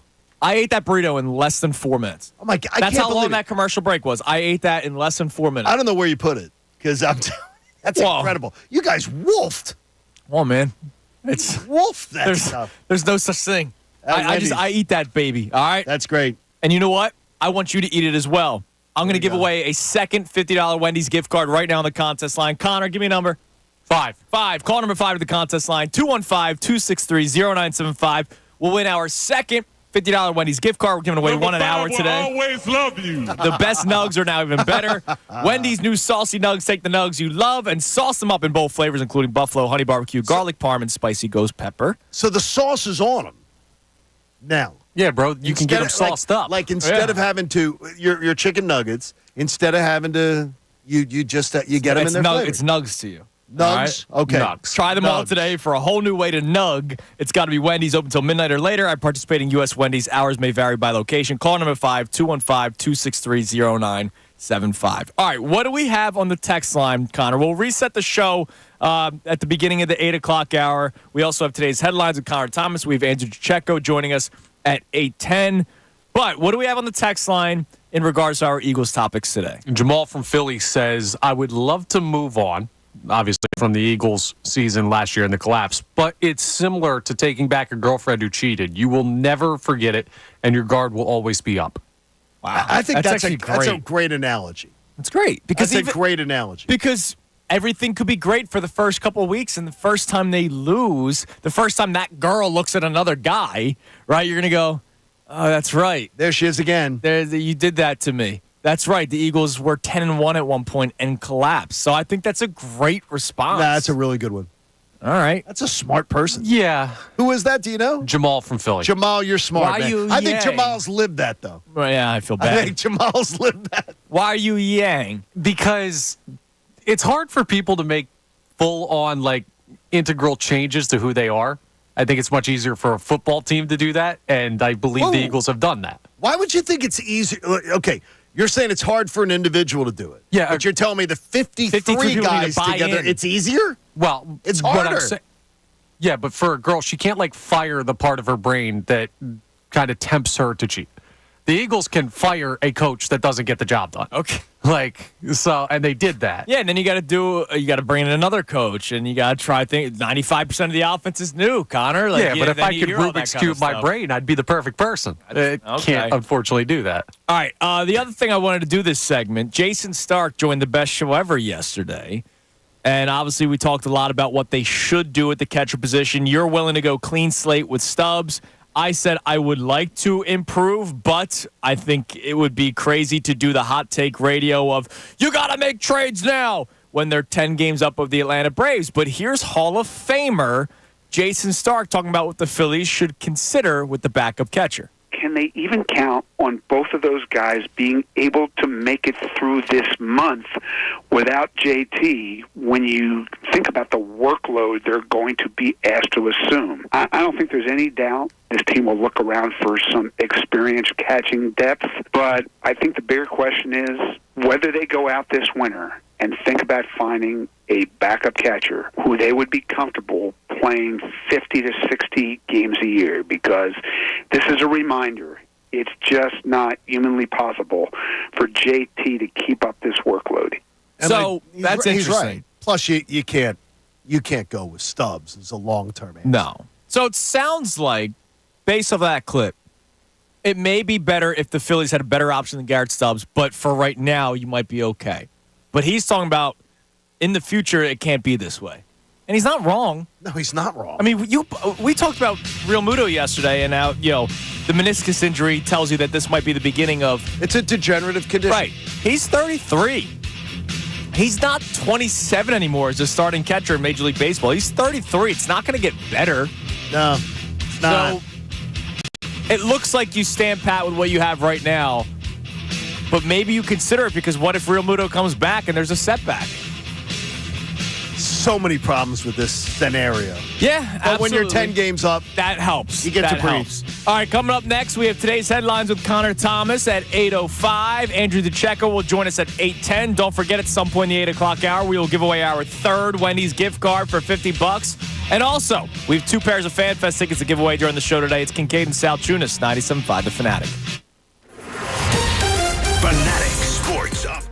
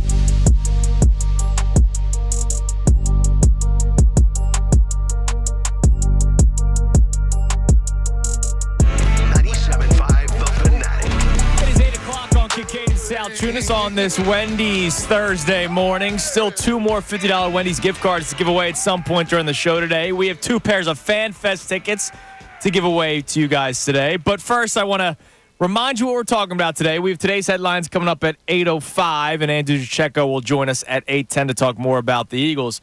But what we start off with is whether or not you have moved on from last year. Adam Schefter was on the show yesterday and basically got after me, telling me to move on. Right? It's June 11th. No, he told you that. It's not December 11th, and I totally understood. Like I get it, but the way it was a catastrophic collapse, it's hard to move on from. I've made the point a couple of times. It's not like we had them going 12-5 and they finished 11-6. And they were 3-3 at one point, or they had a 2-game losing streak, and maybe one of those was a trap game. No, they were 10-1. 10-1. And had beaten Buffalo, Miami, the Chiefs, Dallas, Kansas City. the Chiefs. And like they were playing good football. They beat the Rams, and I know that was early on before the Rams really turned things around, but the Rams were playing good football at the time. Like, they were 10-1. They were beating teams, and I know it wasn't sexy. I know the style points were there. I know there were a lot of things where you're going, all right, that doesn't look good, that doesn't look good, that doesn't look good. But to me, they ended up finding ways to win every single week. Those other teams that they beat also had issues. The whole league had issues last year. They had the same record as the Chiefs. Right. But what a different story they wrote. But the Chiefs overcame their issues. They did. Right? The Buffalo Bills at one point overcame their issues when they fired their offensive coordinator. Multiple teams overcame their issues. The 49ers lost 3 straight games at one point in the season, and they got back to the Super Bowl. They didn't miss a beat. They beat the Eagles. Their season uplifted. The Eagles lost to the 49ers, and it collapsed. And I was told by Adam Schefter to move on, and I'm sure, as you've pointed out, John, there's probably a lot of Eagles fans that would like to move on. And part of me wants to yell it to you. But I understand where you're coming from on some of it, and I really understand where Connor made some great points today, is the idea of new leadership in the house, and you heard it from Coach Vermeil there. Yeah. I think Coach Vermeil sounds very much on board with the coordinators they brought in. Yeah, he talked about, what he did when he was head coach. He brought in a 71-year-old defensive coordinator to coach him. To coach his staff. Right. To coach his staff. Yes. And that's, that stuff's great. And look, we've talked about how it was inexperienced last year with Sean Desai and Brian Johnson, especially for the workload that they did. They were both the play caller. Sirianni wasn't even the play caller, and he was the adult in the room. Now, I saw a tweet from Zach Troutman, in response to our Twitter poll. What's up, Zach? Because we asked the question, do you find it difficult as a fan to move on from tough sports seasons like last year's Eagles collapse? And it's now 69%, by the way, to 31%. 69% saying no, every year's a new year, so it's not hard for them to move on. I love that. I love the attitude. That's great. That like, we have Dory is swimming around the, in the sea. Just keep swimming, and is baby. able to forget about it. I think that's pretty amazing. I expected it to be more 60-40. 70-30 is pretty bold. It is. Now, I'm fascinated by this response from Zach Troutman. Last year was easy to get over. I'm still not over the Super Bowl and never will be. And then he says, thank God for Foles, that Super Bowl would have been more painful. But Zach's gotten over it last year because it wasn't as, I guess, heart-wrenching as the Super Bowl loss. And I get it. You had a 10-point lead at halftime. Correct. But they lost to a dynasty and Patrick Mahomes, and it was an incredible game. Whereas last year, I know why they lost that Super Bowl, right? Jalen Hurts had the fumble that just still boggles my mind. I'm not ripping him for it. It's just amazing that it happened. An unforced error that cost them the game. I know special teams had been an issue all season long, and it once again showed in the Super Bowl. There was a holding call that textbook, yes, was a holding call, but it wasn't a holding call all game long, right? I know why they lost that Super Bowl. The offense went stale in the second half. Nick Sirianni took his foot off the gas pedal. Nick Sirianni, the aggressive head coach that he was, decided not to be aggressive in the Super Bowl. Last year, I don't know what happened. I don't know what happened. I don't know what happened. The one thing is, though, is that Super Bowl, I'm floored that when I turned off the television that night, I didn't go to bed saying, okay, this one's going to scar me forever. Yeah, I kind of said the same thing. Whereas the Tom Brady 3-point 24-21 Super Bowl loss, when you were still more in your formative times, was absolutely crushing. Soul crushing. Because they finally got there after all those NFC Championship and losses. 3 interceptions in a 3-point loss, 2 of them in the red zone. Yeah. That one until they won the Super Bowl, it haunted me. Yeah, absolutely. It haunted me big time. Look, 2022 Super Bowl was very much like the 2022 World Series to me. You lost to a dynasty. Like, it sucks. Oh, you see, now I feel completely like 2022. I thought that was an amazing ride. 2023. I mean, different. Totally different. Just like to me, disgraceful loss. Yeah, absolutely. All right, we'll continue this conversation. I know we have texts coming in, so we'll get to the text messages coming up. You can text or call 610-632-0975, but it's time now for today's headlines with Connor Thomas. Today's headlines with Connor Thomas. Hello, gentlemen. Hi, Connor. I didn't going get a on there, hello from Connor? you today, Andy. I didn't feel like it. Okay. Wow. Well, he probably was, the burrito he saw. That hurts. That might be our first headline. Why are you mad at me? I'm not mad at you. Our first headline is this, because I don't know if you guys caught this during the game. I think some of the audio might have made it out over the air. I wish I had the sound to play for you, but it was very quiet with the crowd noise. Up in Boston, Nick Castellanos was called for a pitch timer violation, and he had one heck of a response for the home plate umpire, where he says a couple things to him, and then you can hear him lean in, and I guess he gets closer to the microphone that carries over the broadcast, and clearly he can be caught saying, out of respect for someone who's been in the league for over 10 years, you gotta bleep and speak up, brother. And that's fair. I think that's fair. Like, umpires, officials, anybody should be vocal with the players on the field. Yes, I totally agree with the sentiment. I agree with the sentiment. I don't agree with the messenger. Do you think you could get away with saying that to an umpire? Like, No. is that just you had the right umpire the right day? You might have the right umpire the right day. Like and it picked up too. You could hear it. Yeah. Yeah. You could actually hear him say it. By the way, you also heard Kyle Schwarber when he hit the pop-up. Did you hear that one? No.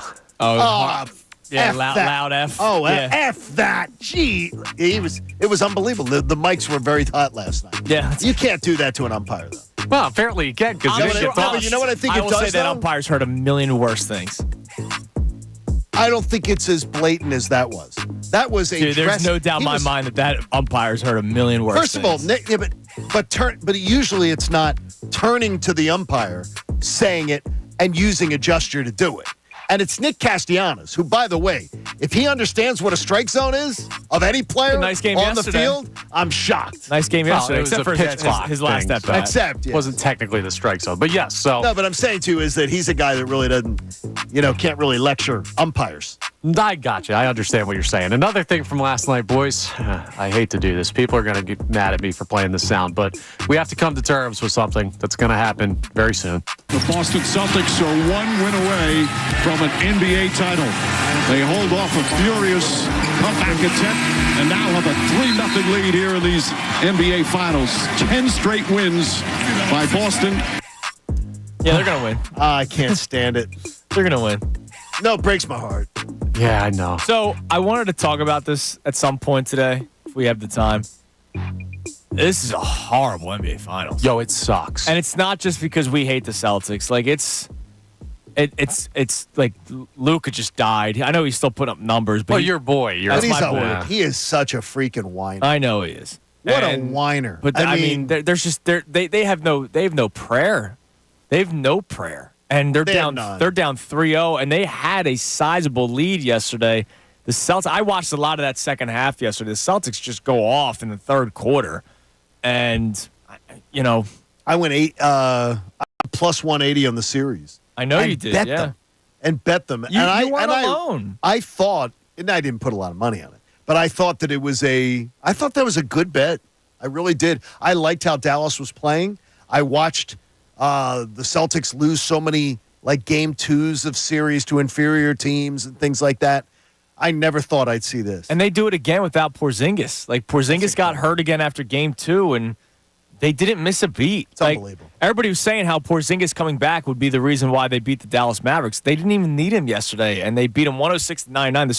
The score tells you that it's close, but it really wasn't. The It was Celtics not. outscored Dallas 35-19 in the third quarter, and then Dallas obviously made a push in the fourth, but it wasn't that close of a game. I mean, these finals will rate horribly. I can just my guess. Does it worry you that once Boston gets a taste of it, that they can rattle off 2 or 3? That's always a worry in the NBA. It always is. Right. I also wonder how much different it is in the NBA these days. There's more parity than there used to be. Also, the path hasn't been like a top-tier path. No, it hasn't been, but they've also run roughshod. That's fair. Right. I also don't know who in the Eastern Conference makes it more difficult next year, except for LeBron the Sixers. James. Yeah, exactly. All right. As a Sixer. Good job, Connor. Joining us now on the Comcast Business Hotline. Every day in business is a big day. Let Comcast Business help you move forward with what's next from Inside the Birds. And, of course, here on 97.5 The Fanatic, the great Andrew DiCecco joins us. Andrew, what's up, man? Good morning. Hey, good morning, guys. Doing well. How's everybody doing? We're doing well. We are Andrew doing says great. the great Andrew DiCecco, too. He is great. You've gone up the pecking order. I like that. He absolutely has, man. He's killing it out there. Andrew, you were able to experience mandatory mini camp. Let's talk a little bit about that. Who are some of the guys that stood out to you when it was a little bit more of a tougher practice schedule, I would imagine? Yeah, why don't we start with the defensive side of the ball, because I thought that this really amplified the performance of the defensive backs, just knowing that it was a passing camp and the stress that it puts on defensive backs. And to me, Keely Ringo, guys, was a player who really caught my eye as someone who looks noticeably more physical. He's playing with more confidence. His technique is a lot more refined. And I thought he had some really good reps against A.J. Brown. I also thought he did a really good job executing the match, carry, deliver principles of Vic Fangio's defense against a guy like John Ross and carrying him down the field. Same with Paris Campbell. Didn't get an interception, but got his hand on quite a few footballs.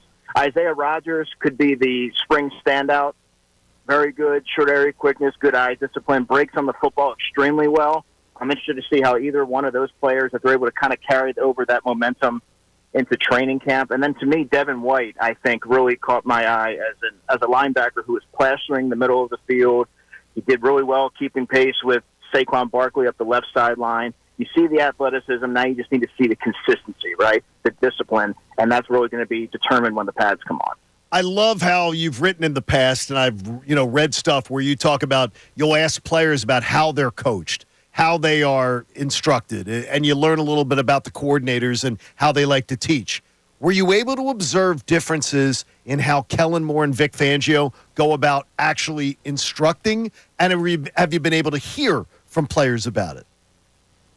Well, we didn't get a chance to really speak Sure. to players off of the side, but just being able to observe practice, and you hear the echoing of a number of the players that were at the podium of their affinity for Vic Fangio's old school mentality, his no-nonsense approach, his explaining the why behind everything, and making sure that if needed, he will simplify things to make sure that everyone's blending together in a cohesive unit.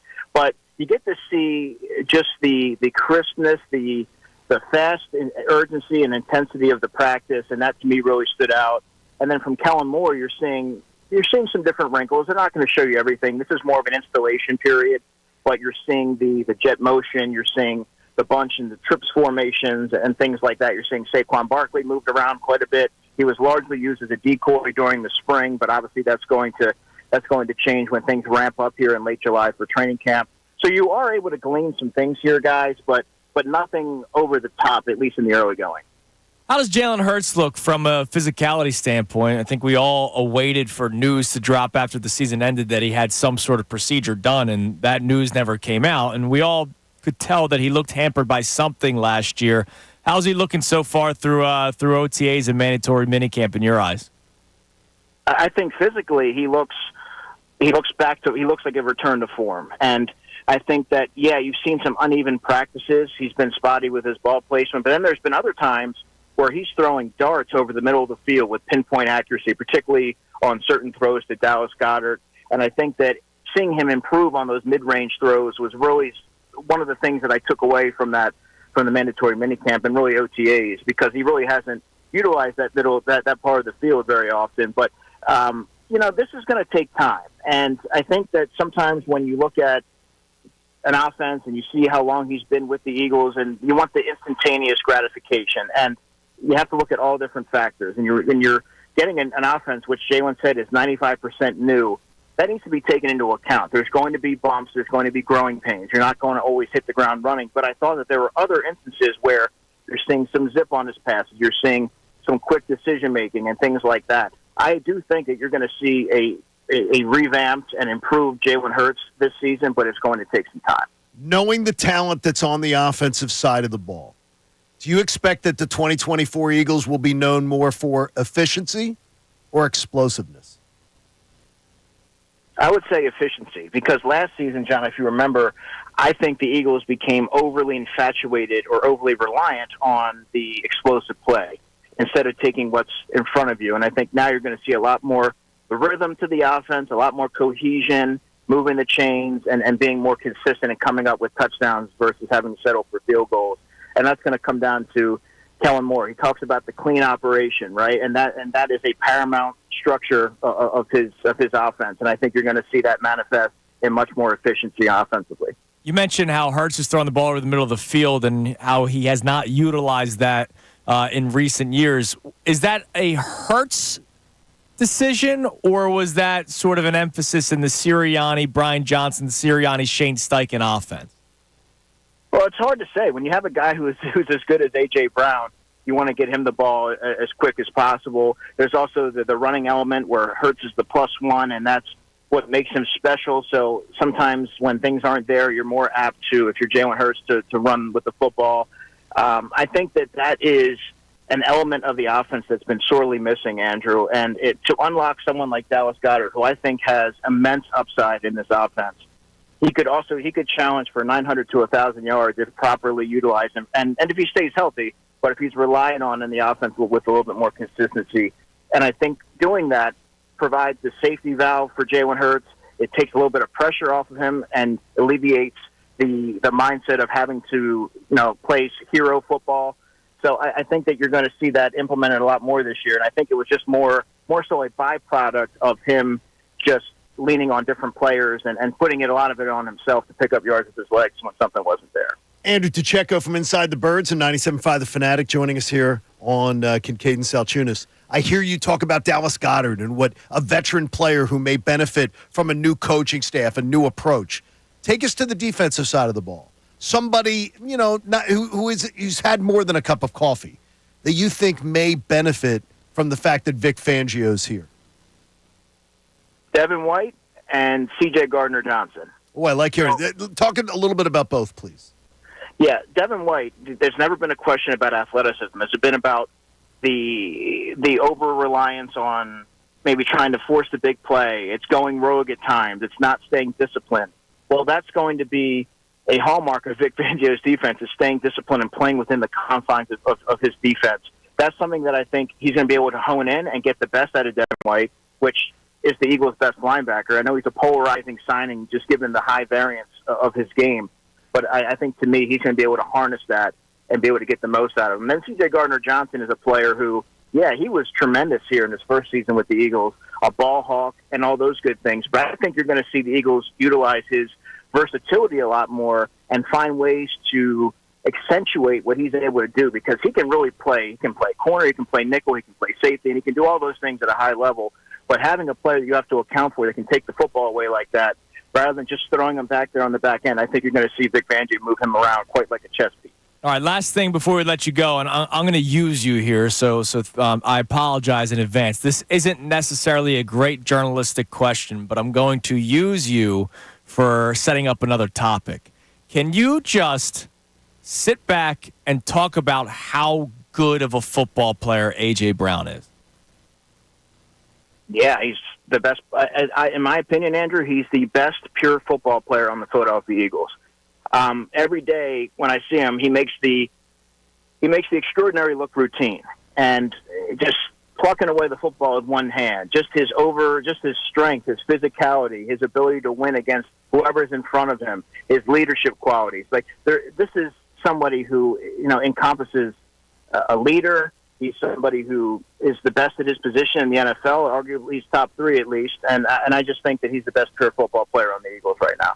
I appreciate that, Andrew, because I'm going to use you for our next segment, so thank you very much. You're getting used.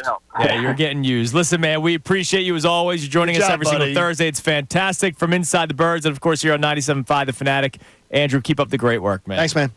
Appreciate you guys. Talk soon. There he is, Andrew Juchecko on the Comcast Business Hotline. He's been quite an asset to add to the team. Absolutely. It's been fantastic. So, the reason why I bring up A.J. Brown, I kind of just had this thought this morning. I read a story on ESPN.com. Tim McManus did a tremendous job. A.J. Brown, went extra hard this offseason. Did you see the photo of him? It's ridiculous. He's He looks got a like 12-pack. Yeah. Looks like me. Yeah. No, not at all. This dude's got a freaking 12-pack, and I'm not talking, Michelob Ultras. I'm talking 12-pack. I think I saw Petrilli with a 12-pack playing, yes. playing pickleball. No, cornhole. When we talk about the top athletes in the city, we always say Embiid, we always say Harper, we always say Hurts. I feel like we don't really ever say A.J. Brown, and I don't know why. So we're going to talk about A.J. Brown coming up next. It's Kincade Salciunas, 97.5 The Fanatic. Fanatic Sports Update. The Red Sox rally.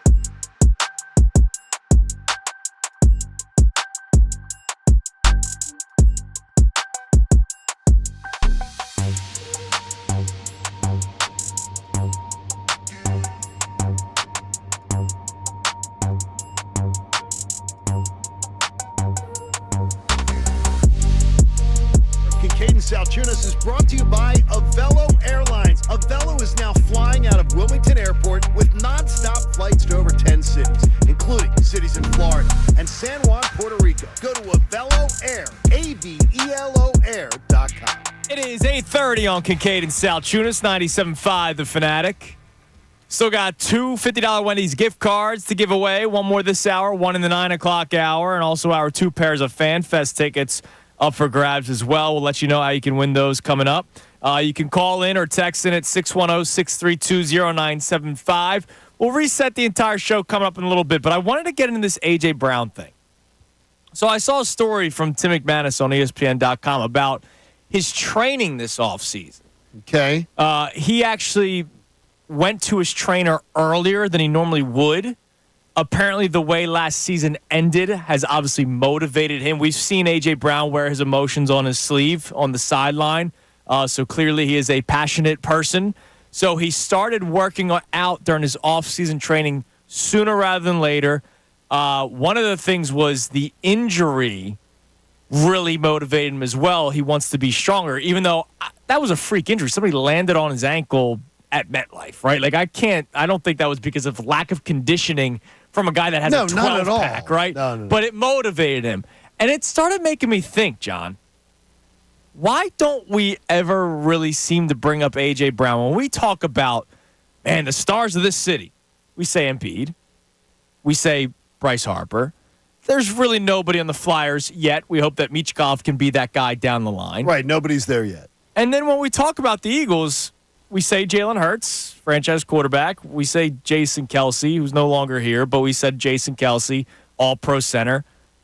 I don't think anybody really says A.J. Brown is one of the top athletes in the city. Which is absurd. He should be considered top 5. No, I think he should be considered. How about this? He's better at his craft than Jalen Hurts is at his. I completely agree with you. He's better at his craft than Aaron Nola is at his. Okay. Like, I mean, there's certain, like, criteria. I consider him the Zach Wheeler of wide receivers. Yes. I consider him the Joel Embiid of wide receivers. And it's amazing. Like, it's not just a fault of our own. You look at the National Football League. I don't even think he obviously gets respect across the league. But when you talk about wide receivers, you talk about Justin Jefferson, you talk about Jamar Chase, you talk about Tyreek Hill. When does A.J. Brown's name come up? I feel like last year when he had that, he broke Calvin Johnson's record of 6 straight games or 7 straight games of 125 yards receiving. And he was doing it like routinely. I don't even think that was talked about that much. And he was doing it like 7-8 catches. Right. It wasn't 80-yard touchdown and then a bunch of little garbage. No. Thing. He was just freaking productive over and over again. So why don't we? And I looked at A.J. Brown's numbers, his numbers through 2 seasons with the Eagles. All right. Through 2 seasons with the Eagles, this guy has 194 catches for 194? 2,952. So in 3 years with Tennessee, and I know Tennessee was a different story because it was the Derrick Henry show, and Ryan Tannehill isn't the greatest quarterback. But in 3 seasons with the Titans, he had 185 receptions, 194 and 2 with the Eagles. 2,995 yards receiving in 3 years with the Titans. 2,952, just 43 yards shy in just 2 seasons. He played 1 more full season with the Tennessee Titans, and his numbers in Philadelphia are just, if not better, right near his numbers in 3 years with the Titans. One of the things is that I think he's quiet. I guess. Is that because Terrell Owens played 1 year, 1 real year. Right. And Terrell Owens is so embossed in my mind. It's burned into my psyche. We think of what I T.O., saw to yeah. him. And A.J. Brown has been much more. Yeah, he's been better than Terrell Owens. And yes. he's going to sustain it. And he's going to be, They just signed him to a 3-year extension. So what? He's got 5 years left on his deal? 5 years left. He's got 5 years on his deal. So through 2 seasons, he has 2,952 yards with the Philadelphia Eagles. He'll be at around 4,500 at the end of this year. That's what I was about to say, Which right? is wild. Do you know where that puts him in all-time receiving in Eagles franchise history? Fourth? No. But, Fifth? well, hold on. If we're going strictly wide receivers. No, wide receivers. It would put him, so Carmichael's Zach Ertz, number one. Zach Ertz does not count. Correct. Carmichael 1, Deshaun 2, Mike Quick 3. Then we jump down to Macklin at 4, Ben Hawkins, who played in the 60s and 70s, at 5. Fred Barnett is 6th with 4,600 yards. So he could touch Fred Barnett this year. And if he doesn't, he's right behind. He's there. right behind Fred Barnett. So he would be 6th after this season. This year. All-time receiving leader in Eagles franchise history through 2 years and then what will be a third year.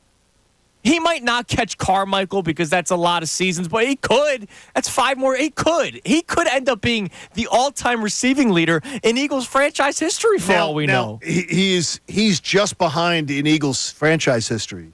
He's just behind Devontae, right? I mean, Devontae's at 3,178. Right, so he's just behind Devontae with a year less. And he'll have more than Devontae Smith. With a year less. Yeah. It's truly incredible. It really is. And we don't talk about him as one of the best. Man, we should talk about him as I'll say right now, we should talk about him. And I know there's still time and he still has to do more. It's only been 2 years. But if he continues at this pace, we should talk about A.J. Brown as an all-time Eagle, period. I saw the great Mike Quick out at the golf tournament, out at Brian Dawkins' golf tournament. He still looks like $1 million. Yes. Still swings the clubs well. I think that if barring catastrophic injury, Brown and Devontae Smith will be 1-2 all-time Eagles receiving. Unless Carmichael's still at number 1, which is a possibility. I mean, how Carmichael had 9,000 yards receiving? In an era that they did not throw the football all that much. No, but I'm telling you I think that they could end up 1-2. I really do. I mean, it's unbelievable. Let's see. Harold Carmichael played 13 years with the Eagles in a non-pass happy league. Not pass happy at all. If A.J. Brown ends up playing 7 years, you're right. He could end up surpassing Harold Carmichael. I think he's going to surpass him. So if he finishes out the next 5 years, you're going to be adding 6,000 some yards to that. Right.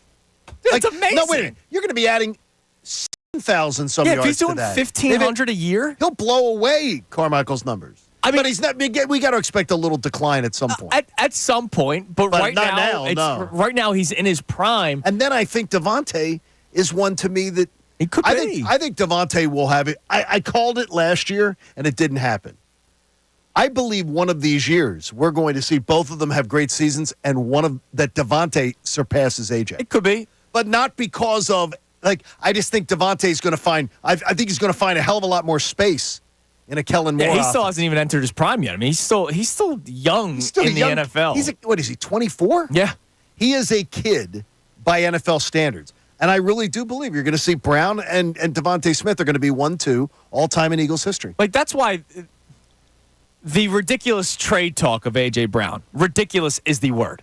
Well, no, but you got to give because some radio shows got many, many weeks out of it, creating it, and I thought where it was non-existent. And I thought it was ridiculous because A, it was non-existent to your point, and B, it was nonsensical when this guy is as talented as he is, and I don't see it dropping off anytime soon. Is it crazy to say that we should start thinking about A.J. Brown one day being an all-time Eagle? Period. How about if I said to you, the all-time Eagle, period? What, wide receiver? The all-time Eagle. I might not go no shot. No? No? Reggie White. I don't know. I wouldn't. I don't know if I'll go that far. He will never surpass Kelsey. Never. Even though his first Super Bowl, the speech. No. I'm not talking about popularity. I'm talking about the all-time Eagle, the guy who is the benchmark for every single thing as an Eagle. I don't think it's going to be a center. Nah, Kelsey's a lifetime Eagle. Dawkins is a lifetime Eagle. Say what you want about, and this is not a knock on A.J. Brown. No, he was somewhere else first.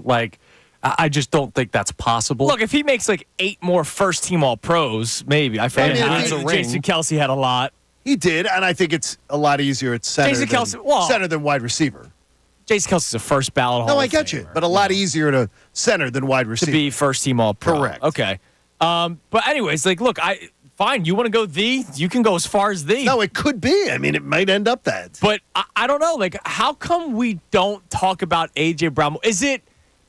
Do people don't like the outbursts on the sideline sometimes? Like, I don't know what it is. I loved him when they traded him, and he's been even better than what I expected. Did you expect him to be this good? No. Me neither. No, I remember the night that they got him out in Vegas, and my jaw dropped going, what did they just get him for a first-round pick? The 18th pick in the draft or whatever it was? And then how he worked out the deal immediately and has already worked out an extension. It's unbelievable. So my question, and we'll get back to all our topics on hand, my question for you, are you comfortable saying that A.J. Brown very well could go down as an all-time Eagle, very well could go down as the best wide receiver in Eagles franchise history, and John's going as far Could as be maybe... if we're projecting out. Right. But I don't see his production stopping anytime soon.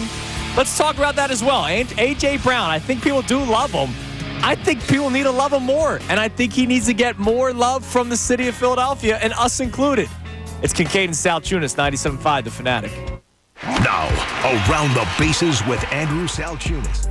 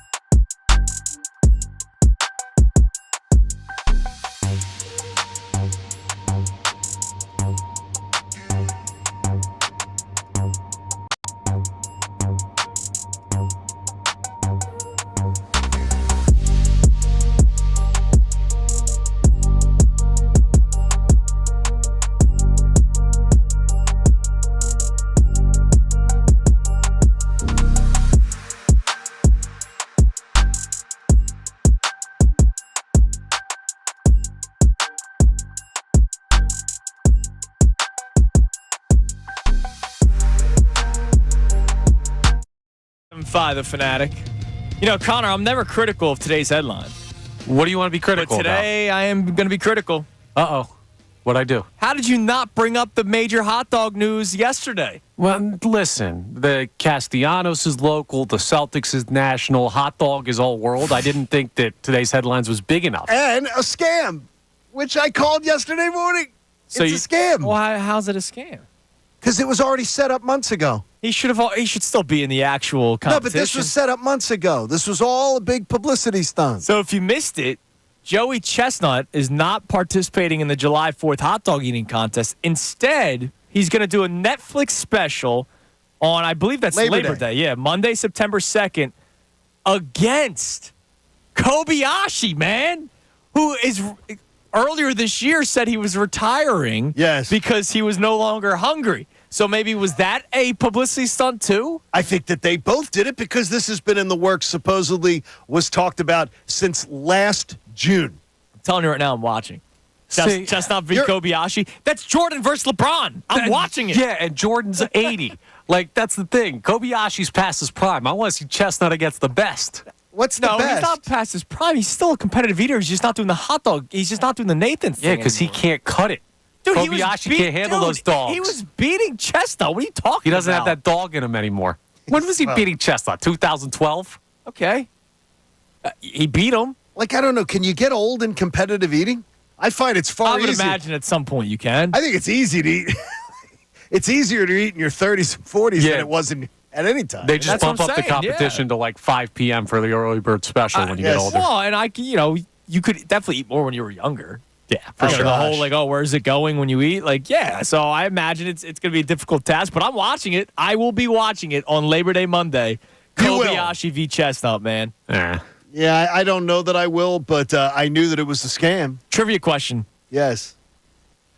Who did the Phillies fake trade in return for Kobayashi? Oh, God, what's his name?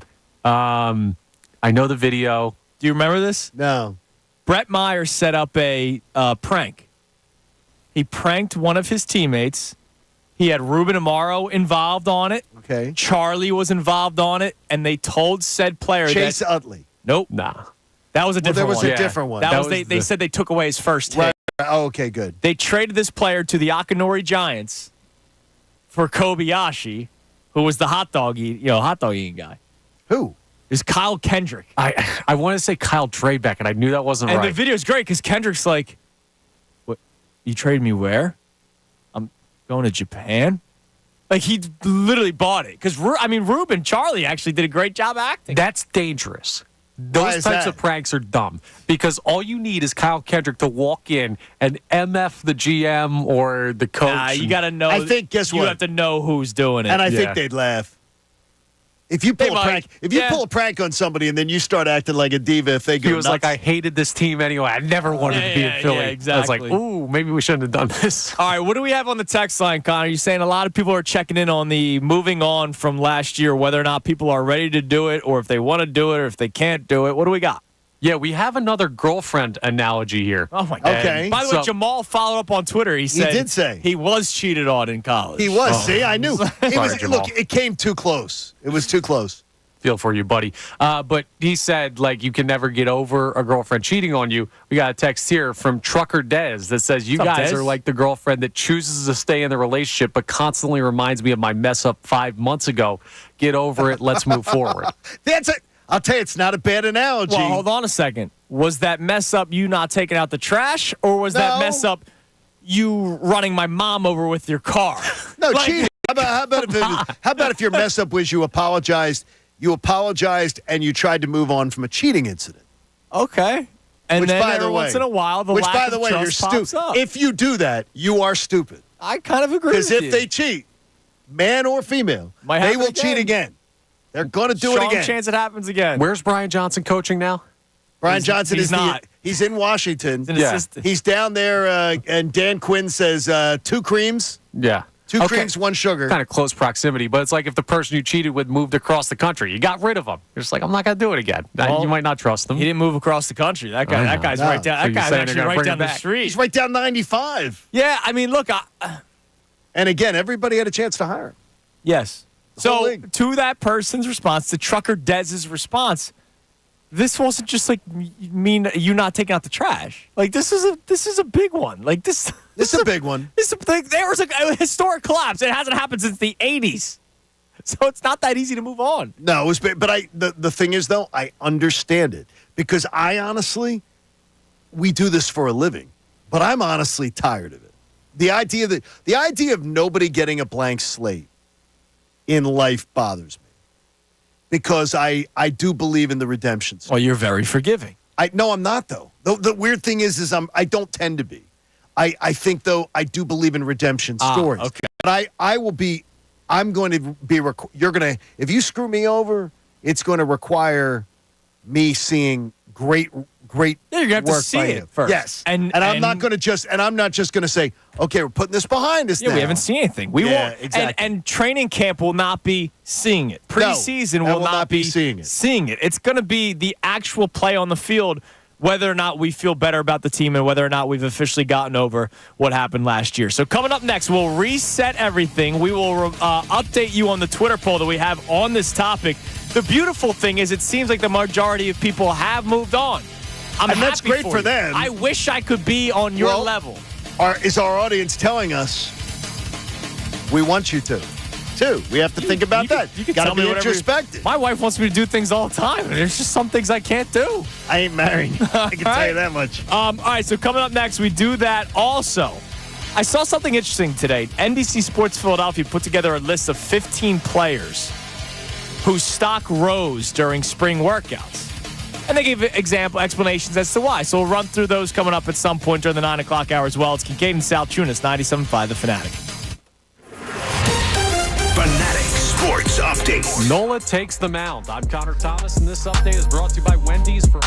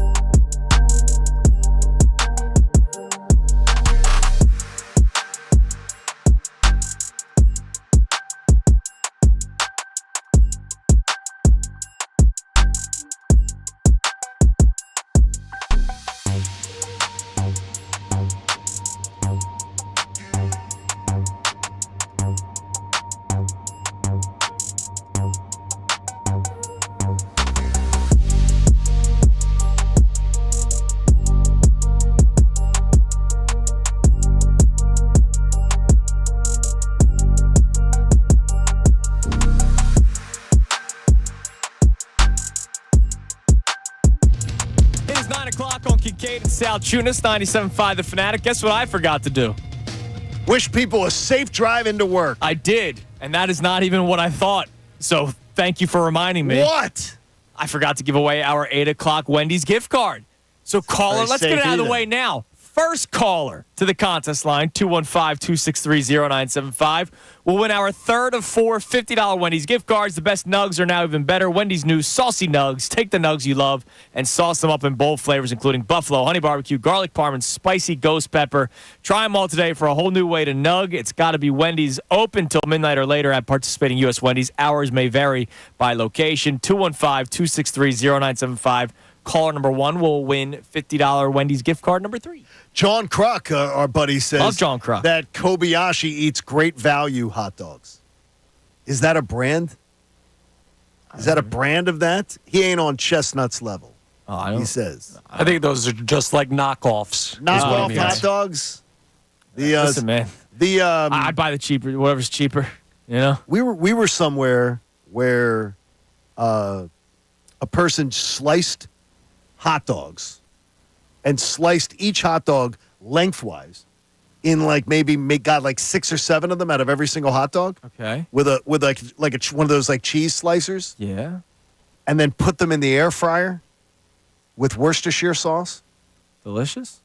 And they curl up like curly fries. Oh, interesting. And then they had spicy mustard as an appetizer. And you literally took a curled up hot dog and dipped it in the spicy and mustard. that's good for you because you're anti-hot dog bun. I'm not a hot dog bun person, so it's good. That's a good item for you. There you go. All right, so Connor, have the text line ready.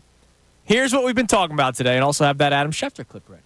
Because Adam Schefter joined us yesterday, and we were talking about the first 2 games of the Eagles' schedule, because you made the observation that it's going to be a tough start to the season because you have a very young secondary and a new defensive coordinator, and you're going up against 2 pass-happy teams, one in Jordan Love and the Packers, and then the next in Kirk Cousins and the Falcons. And whatever people say about Kirk Cousins, he is one of the most prolific passers every single year. Now, yesterday when you brought this up, I understood your concern. I wasn't really concerned by it because I have them losing week 1. Like, I have the Eagles losing to the Packers in week 1. And I do not, so it's I have weird. them starting 1-1. So when you brought that up, I was kind of like, yeah.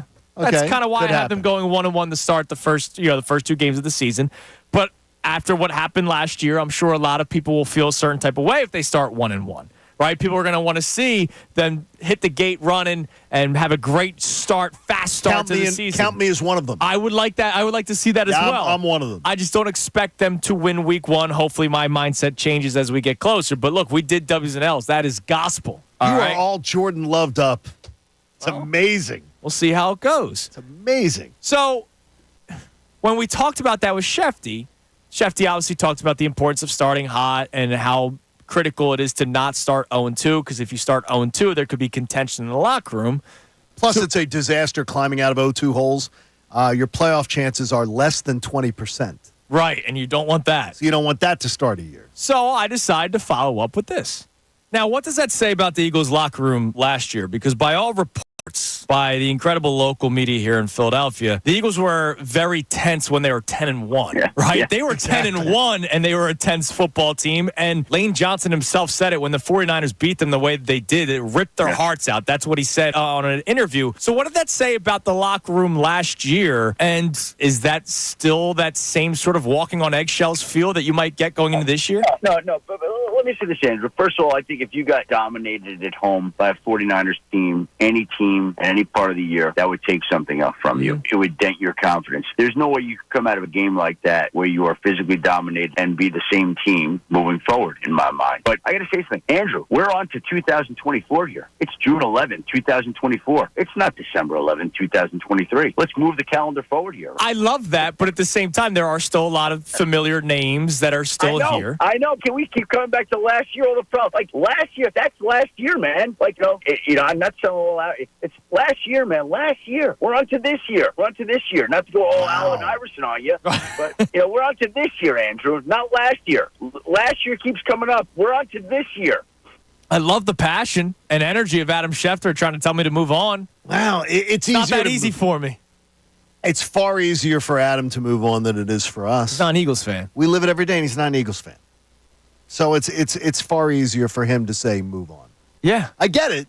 I understand him, but it's a lot easier for him to say it than it really is. So we asked the question, have you moved on? Will you move on? Or are you going to be watching next season with a side-eyed at least to start? And that's what I'm going to be doing.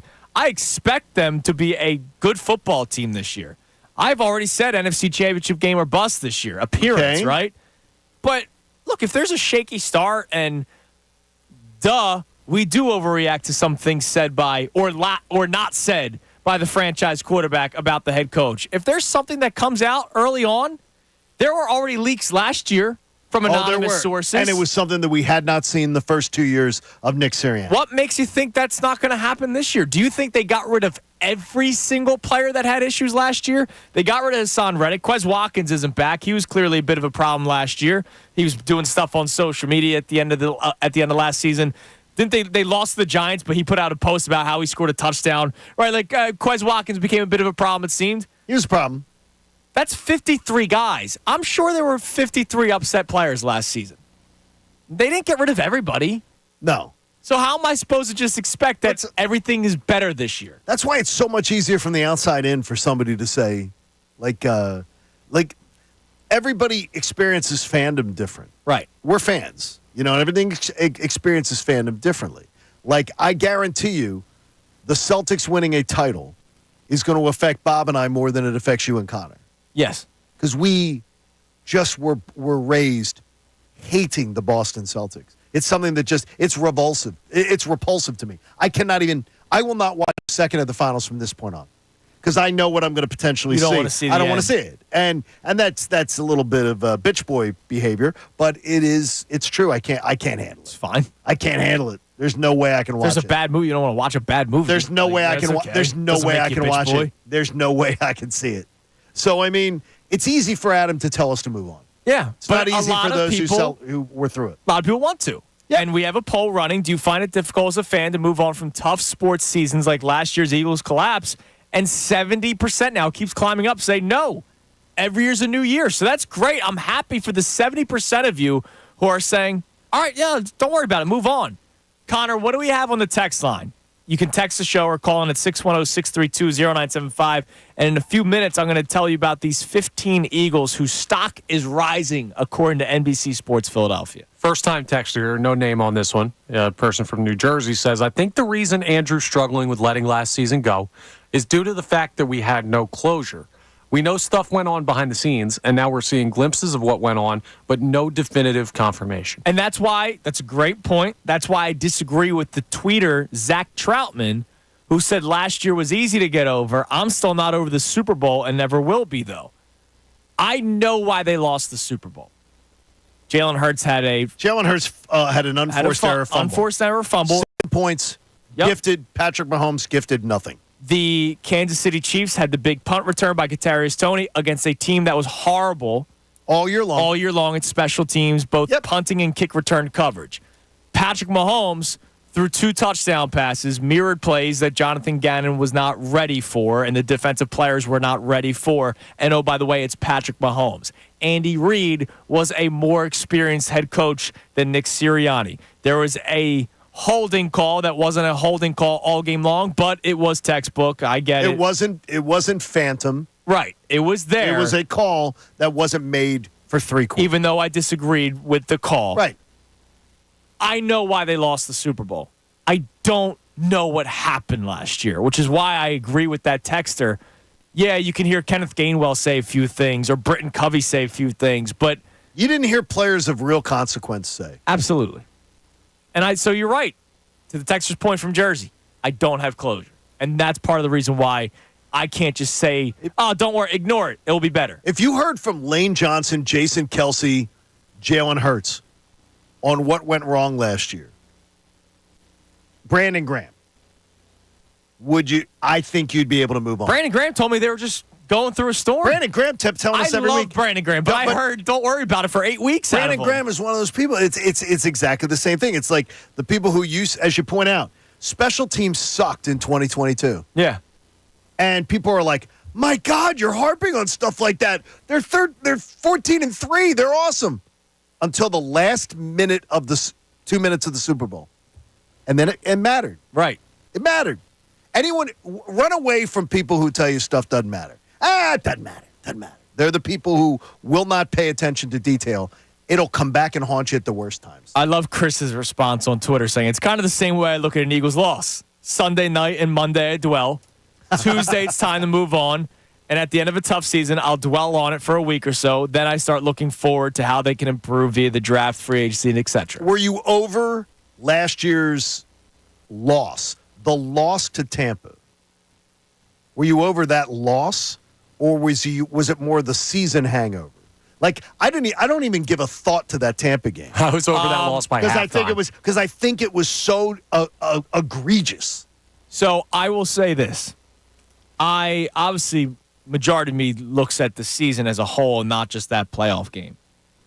But not showing up for a playoff game is alarming, and that's why it's abysmal. I can't feel too comfortable that Nick Sirianni is back, because I think we all of us still kind of assumed at halftime when they're only down 8 points and they get the ball to start the second half, or were they down 3? It was a one-score game. It was a one-score going game. into halftime, and they had the ball to start the second half. And I remember at Barnaby's in Westchester saying to the people I was with, man, crazy thing is if they just go down the field to start the second half, they either tie the game or take the lead. They go 3 and out. They went 3 and out to start the second half. And them not showing up, seeing guys like Byard, I'm not afraid to say it, seem to make business decisions in a playoff game. No, he did. That tells me that there were some pretty big freaking issues, because I still believe that they should have beat that Buccaneers team. They should have beaten the Bucs. And they didn't, and they got crushed. So I can't get over that playoff game yet either. Yeah, it's just it's one of those things where it's the season, the culmination of the whole season to me. I got over, as Connor says, I was over that game by the time my head hit the pillow, because I was so disgusted, but it was the encompassing of the 1-7 defeat. I got that you. still haunts me. And nothing's going to change it. But how many times I see them repair it? How many times have you heard football people say, man, if you need somebody to motivate you for Eagles Cowboys, man, if you need somebody to motivate you for a playoff game, then you're in trouble. They were not motivated for a playoff game. No, they weren't. That's horrible. No, and that's on Nick Sirianni. Absolutely. That's on Nick Sirianni. And it's on the veteran leaders. By the way, the veteran leaders. I don't need to hear that term once. But John, because there was no veteran leadership that worked. John, I will say this. You say that very comfortably. How do we know that the veteran leadership didn't try and it fell on deaf ears with the young players? Well, then that's a problem with the young players too. Or the veteran leaders had checked out. I mean, conversely, we don't know. I heard Fletcher Cox put challenges to the team every single week in the media the last 6 weeks of the season. I heard Fletcher Cox speak in fortune cookies. He's straight, dude. He didn't call. John, you know he what you can do after when you're a veteran? He said after the Seahawks game, this team is scared. But you know what you can do? He literally called out his teammates. But you can literally call out. There's veterans who will challenge younger guys. I'm not sure that happened. I don't know. We don't know that it happened. We don't know that it didn't happen. So I can't just do the whole that veteran leadership fell short. Maybe the young players didn't listen. Maybe they didn't. And they should listen to former Super Bowl champions. I would think they should, if they respect the work ethic and the attitude of those players. Which I believe was there. Yeah, I would hope so. I don't know. I can't speak to it as far as whether they did or whether they didn't, So, but it was embarrassing. And it's on Nick Sirianni. And it's on that coaching staff. I really believe if we went back to it, the Sean Desai demotion was terrible. Jalen and AJ in Seattle, I think those were the major points that caused that season to be torn in half. What other texts do we have there, Connor? So Mick checks in and says, hello, Mick. Took a while to move on, but it's almost mini camp. Time to forget and move on to this year. Every year it's a new team with some new players. Excited for our new corners and defensive backfield. I'm excited too. I'm excited for all and these that's things why too. I'm most excited too. I'm not Young not secondary. excited. I'm excited. I don't think these problems come up, if I'm being honest with you. So you really don't? You think this is all behind it? I think so, because I think they start off 3-1, and I think they look much better, and I think a lot of that has to do with Kellen Moore and Vic Fangio, and not so much Nick Sirianni. But I do think Sirianni will really look, we talked about the 7 principles of leadership from Dick Vermeil. I think he's going to really focus on a few of those. What about Dick Vermeil, though? One of the most legendary coaches ever through this town. Flat out saying to us, I made a mistake. I burned out my teams. Yeah. I practiced them too hard. I made a bunch of errors. And when I went to Kansas City, I changed things up because I learned.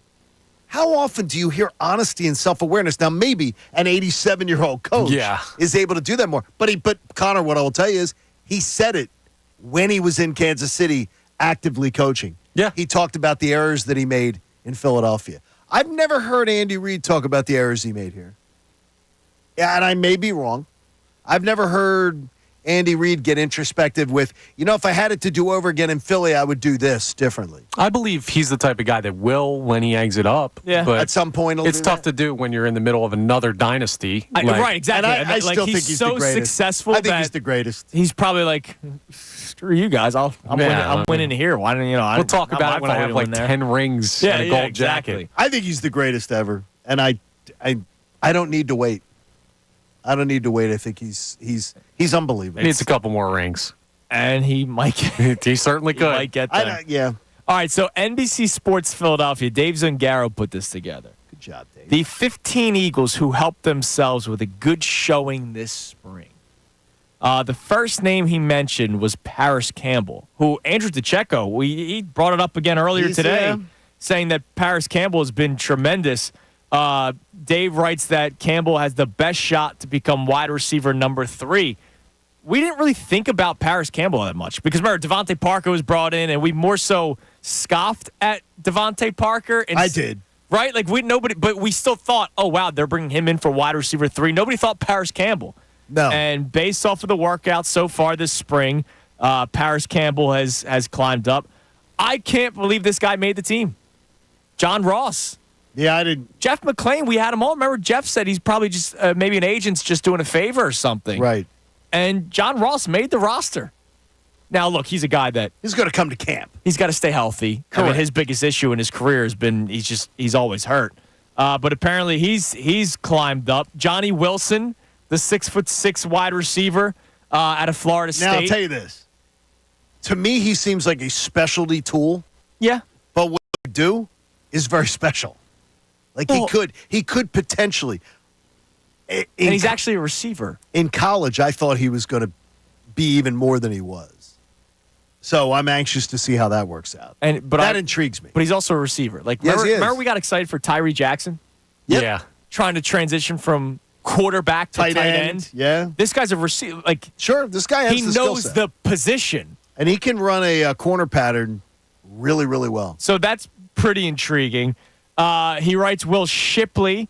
He said the first few practices were rough for Shipley, but then ended off strong. And we're excited for him. Very excited for I love Will Shipley. Yeah, so did I. Fired up. Loved him at Clemson. I loved watching him play college football. A couple more offensive players, and then I'll tell you more about the defensive players in the next segment. E.J. Jenkins, an undrafted free agent out of Georgia Tech for tight end. Where things is that I was immersed in both of those Georgia programs. I know nothing of it. Look, we have nothing of it. Dallas Goedert we know is tight end 1. Sure. They brought in another tight end. Grant Calcaterra is still here. Is he? Yeah. Hope maybe EJ Jenkins does something. I'm not gonna start getting excited about EJ Jenkins. I wouldn't be surprised when veteran cuts go on. If Howie doesn't pluck a cut tight end, veteran tight end off somebody. When they sign somebody like the final cuts come through. They pick somebody up. Yeah, I just don't. Who? CJ Uzoma. That was a nice pickup. A nice pickup if he. Yeah. So he's your tight end too. I mean, you got to pick up another one. You got to get one more. I don't know if they will. Man. Yeah, I don't know. Well, I can tell you this: Kellen Moore uses them, but he goes top heavy on. He doesn't go down the depth chart often. Right. He mentions Grant Calcaterra, the other two offensive players, and it's interesting. He mentions both Mekhi Becton and Tyler Steen. And those are two guys that are fighting for the right guard spot. I like that stock is rising for two guys battling out for a position. And that's Stoutland University, I guess, at play. Now, I will tell you about the players, Dave Zungaro says, on defense, whose stock is rising. and 2 of them are at the linebacker position, which we desperately need to see good linebacker play out of the Eagles this season. So we'll go through the defensive players that Dave Zangaro said the stock is rising of coming up next. You can text the show 610-632-0975. Are you ready to move on? Have you moved on from last year's collapse of the Eagles? It's Kincade and Salciunas, 97.5, The Fanatic. Fanatic Sports Update. Phil's fall to the Red Sox. I'm Connor Thomas. This update is brought to you by Wendy's for a whole new way to...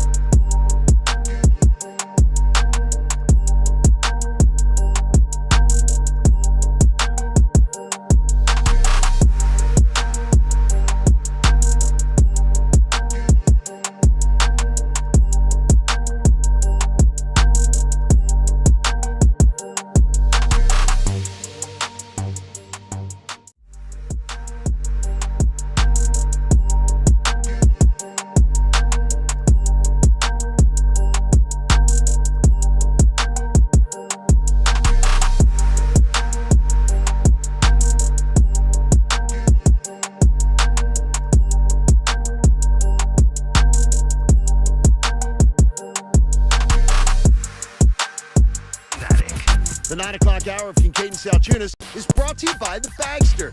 It's a dumpster in a bag. You can get yours today at Home Depot and Lowe's. And for details, go to Bagster.com. It is 9:30 on Kincade and Salciunas, 97.5 The Fanatic.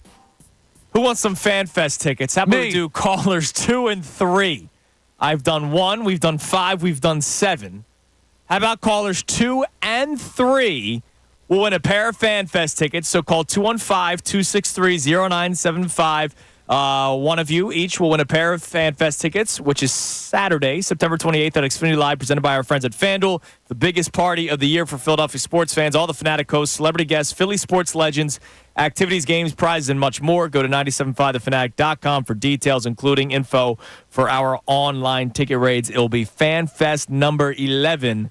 So callers 2 and 3, 215-263-0975. Okay, so before we get back to the text line and our topics at hand, we've been going through the 15 Eagles who have helped themselves with a good showing this spring, according to Dave Zangara, who's there every single day. Dave does some good stuff. So we've had 3 receivers, Paris Campbell, John Ross, Johnny Wilson. Campbell looking like he could be wide receiver 3. John Ross making the roster as of now.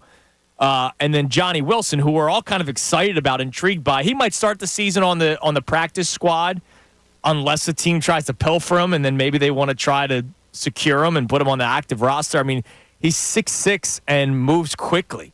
Dave wrote, Wilson just moves differently from most receivers, but that wasn't a bad thing this spring. He had apparently a catch over Isaiah Rodgers down the sideline that you expect him to make, but not many other receivers make because of his size. So that's intriguing to have on your team. He also mentioned Will Shipley, E.J. Jenkins, a tight end, undrafted free agent out of Georgia Tech, Grant Calcaterra, who we've known for the last couple of years, and then Mekhi Becton and Tyler Steen, who are fighting for that right guard job. Defensively, he mentioned 2 linebackers. Scary thing is Nakobe Dean was not one of them. Oh. That's the scariest thing that you just said. Because we're kind of, once again, expecting Nakobe Dean to just take the job, have the job like he was given it last year without any competition, just like Reed Blankenship was given the starting safety job without any competition last year. But Nakobe Dean not on this. The 2 linebackers that he mentions, one, Devin White, who Andrew DeCecco has talked about with his eyes. He has seen the explosiveness. We'll see how it translates into games. Right? You can look explosive during mandatory minicamp and not on the actual NFL field when it comes to playing speed. But the other guy he mentioned was Zach Bond, who when they first signed him, he's more of just of a special teams guy, but they might need him to play.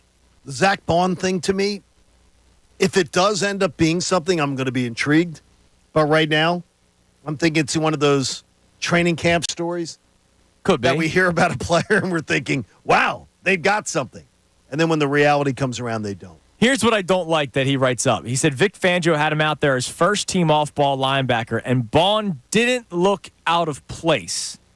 He has a history playing both spots, so it's not crazy, off-ball and inside linebacker. I have to think eventually Nakobe Dean will get a real chance to win this job, but Bond is in the mix. So, again, look, Nakobe Dean's basically just getting the job handed to him, which I don't like. But remember, when Vic Fangio first spoke, his first press conference as the defense coordinator, he said, yeah, we're going to try playing Zach Bond off-ball. He's never played there before. Which scared you because of the fact that you're saying, we're gonna do something that's never been done. We're going to invent something. I don't expect veteran players to be invented at this point. And it's not like linebacker hasn't been an issue in the past, right? Like the whole idea of Nakobe Dean right now is concerning me. And honestly, nobody could be rooting more for him than I am. Of course. And it's a problem. It's a problem when we're not hearing, man, this is the year and it's coming. Right. We have not heard that yet. No. So yeah, there's your linebackers whose stocks are rising. He also mentions Keely Ringo, Isaiah Rodgers, Quinyon Mitchell as your cornerbacks, and then Cooper DeJean as one defensive back. How about the other being Avonte Maddox, who is a very good football player. Yeah, but I can't count on him. He's not healthy. I can't count on Avonte Maddox. I just can't even. No, you can't. I can't convince myself there's enough knowledge in the brain to be able to say I can't do it. Now let me ask you something. I'm not buying into that. let me ask something. And Connor, I want your input on this as well. So Dave Zangara writes that Avonte Maddox played some nickel corner and safety this spring. And he writes, I've always liked the idea of Maddox playing safety, and I still do. A lot of Eagles fans have liked the idea of Maddox playing safety. There's been talk about James Bradbury getting some reps at safety. I wonder if the safety spot is something we're not talking about enough. Because Chauncey Gardner-Johnson, we believe, will be one of them, but there's still talks about him playing nickel corner. I'm going to say that Chauncey Gardner-Johnson is one of the two safeties, but I don't know if Reed Blankenship has that job locked up. I think he does, just because of the fact that, well, how about this? I don't think that they're going to say he's losing his job to a guy who gets injured constantly. Okay. So I think they're going to, how about this? His to lose? Is that fair? Is that a different statement? Sure. It's his to lose. Even though I don't think he's good enough to have that tag. No, but I think it's his to lose. So I'm trying to think about this. Okay. Let's think this out. All right, as the football guys that we are. Darius Slay's outside corner number one. Right. Right. There's no question about it. You still don't know who outside corner number two is. Keely Ringo's getting a lot of love by the media. Isaiah Rodgers getting a lot of love by the media. Quinyon Mitchell was your first-round draft pick, who I know is lining up second string right now, but it's still early on, and he's getting a lot of love from the media. All of a sudden, are we a cornerback factory? Yes, sir. Oh, no. So you know Darius Slay is one corner. There's a competition between Ringo, Rodgers, and Mitchell for that other outside spot. Then there's slot corner. Rodgers can play slot corner. Avonte Maddox, as we know, can play slot corner. Cooper DeJean can play slot corner. Chauncey Gardner-Johnson can play slot corner. Safety, you have CJGJ, who I think that's where he ends up playing. But then the other safety spot, Reed Blankenship, we already know, could be the starter. He'll be unless somebody takes the job from him, it's Blankenship. Maddox will be in the mix. Bradbury apparently in the mix. I don't think they'll ever say Maddox is in the mix. Don't forget, there's a guy that'll be coming off of injury in Sidney Brown, who they think highly of. But that's going to be November. It's like Thanksgiving, right? Okay, but I'm talking about the depth that this team. Like, it could be. I don't think there is on June 13th a depth chart where you go, this is what it is, and this is what it's going to be. Okay, Last year it seemed that way, except for that other safety spot. It's kind of hard to figure that out this year, and that's a good problem to have. What I think, Connor, he gave us a lot of names, not a lot of data to say, yeah, these guys are surefire winners. Well, that's how you have to do it. Well, yeah, exactly. I mean, is that what you're just hoping to hit on? Yeah, dude. One or two. That's what Kansas City did, and they've won back-to-back. Like, you don't have the luxury when you have an offense this power and you had the issues you had defensively last year, you're not going to have names on defense, like all across the board. And you lost one in Hassan Reddick, and like you're in a situation where you need to hope that some of these guys hit, but there's good reason to believe that a lot of those guys can be productive NFL players. And if there's not, there's good reason to believe you have another one of those guys to check out right after them. It's a good thing. It's not a guarantee. It's not the best spot to be in, but it's a better spot than last year. Well, it's amazing because I don't look at Keely Ringo, and look, I'm not down there at minicamp. I don't look at Keely Ringo as all right, certified cornerback number 2. Slay's on one side, Ringo's on the other. Well, I would tell you right now, Keely Ringo, and I watched a lot of him before getting here. Yeah. Keely Ringo, to me, I would feel much more confident if someone said to me that Bradbury was going to be there or Keely Ringo. I'm taking Keely Ringo all day long. I'll take the learning curve mistakes with the brains, athleticism, and everything that I think Ringo brings to the table. But can you pencil it in and say it's going to be a success? No, you can't. But no, then you can't. Who are the guys fighting for it? Your first-round draft pick and a guy who was a starter before the gambling thing with Isaiah Rodgers and apparently has looked great this spring. Like, the Eagles are in a very good I don't want to say very good place because you don't know if these guys are legitimate starters in the NFL. No, but I got no problem. No, I got no problem with you saying they're in a very good place. They're in a very good place because they have enough people that you're at least believing have got something they're bringing to the table. Last year, you had 2 aging outside corners that you were betting on recreating production of all pro seasons. Right. That was probably a long shot. Still can't figure that one out. You had Reed Blankenship, who we had no idea if he could play or not. I think he's an NFL player. I don't know if he's an NFL starter. He's an NFL player, yes. So you had him absolutely locked in at safety. No competition. You didn't get Byard until halfway through the season, so you were kind of lost at the other safety November, spot. right? Yeah, it was the week before the trade deadline. Howard got the job, okay, so the trade in earlier. And you had Maddox, who you were betting on staying healthy. Outside, we didn't know who Keely Ringo was. We didn't know what he was going to be. We didn't know who any of these guys were. And remember, Ringo wasn't their first guy they went to when Bradbury got hurt. Wasn't it Job? It was Job. Yeah. They went to Josh Job first. Now you're going with Keely Ringo as a potential starter. I think they had Job in-house more. Yeah. So I think maybe they felt more comfortable with that. And that's fair, but now all of a sudden there's more upside with a guy like Keely Ringo, and he doesn't have the job locked up. I think it's interesting and exciting that there's so many competitions on defense, but it's not competitions between undrafted free agents. It's competition between first and second round picks. And guys with pedigree of having success at different levels. But a pedigree of success and championship success this fires with a me lot up. of them. I'm excited by that because the number one thing, and I said it earlier, number one thing I'm excited about with this Eagles team is a young secondary.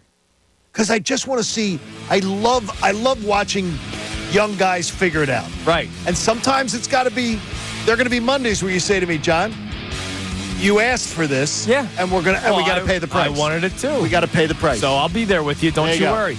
All right, coming up next, Kincade Salciunas Key 3. We have our crossover with Bob Cooney. Also, at some point next segment, we have one more Wendy's $50 gift card. So make sure you're listening closely. It's Kincade Salciunas, 97.5 The Fanatic. Ricky Batalico. When Nick Castellanos is starting to give you baseball answers, you better open up your eyes because something's going on with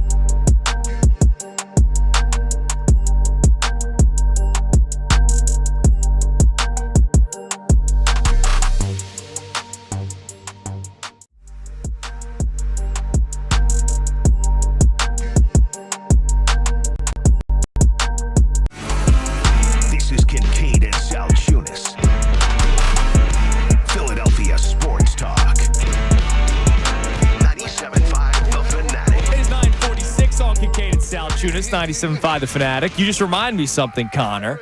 Because Connor will be attending the Phillies game next week against the Padres on Wednesday. I will be making an appearance at some. I can't stay the whole game because I got to pick up Cooper from daycare. But I'm going to meet up with somebody. My man Stick. If any of you have ever attended Baycare Ballpark in Clearwater and you're in the little picnic section, Stick is the usher down there. Oh. He used to call the station all the time. He's just gotten busy. He texts me. He's like, I'll be up. I will go out of my way to go find Stick. That's my man. He's such a good person. I don't want to put a wrinkle in it, but we have lunch that day. Oh, no, I know. Oh, okay. 11:30.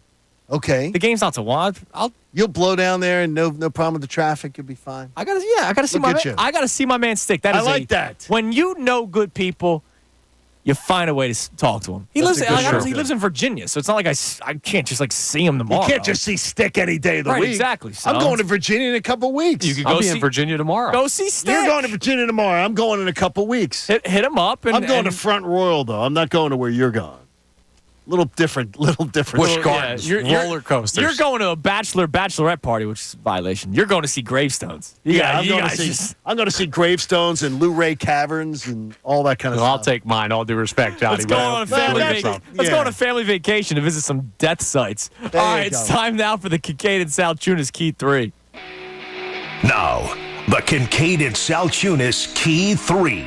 Today's best. All right, so yesterday we had Adam Schefter on, and he joins us every single Wednesday, 8 o'clock. But, we were talking about strength of schedule. You brought up the first 2 weeks of the Eagles season and how that may be hard for this specific Eagles team because of the brand new team. But there might be some growing pains early on. And so growing pains against Jordan Love and the Packers in Sao Paulo. You brought that up to Shefty and just, how difficult that might be. And he started talking about, well, any team would want to get off to a hot start. Any team that gets off to a slow start, a shaky start, whether it's a 1-1 start or an 0-2 start, there might lead to some contention. A lot.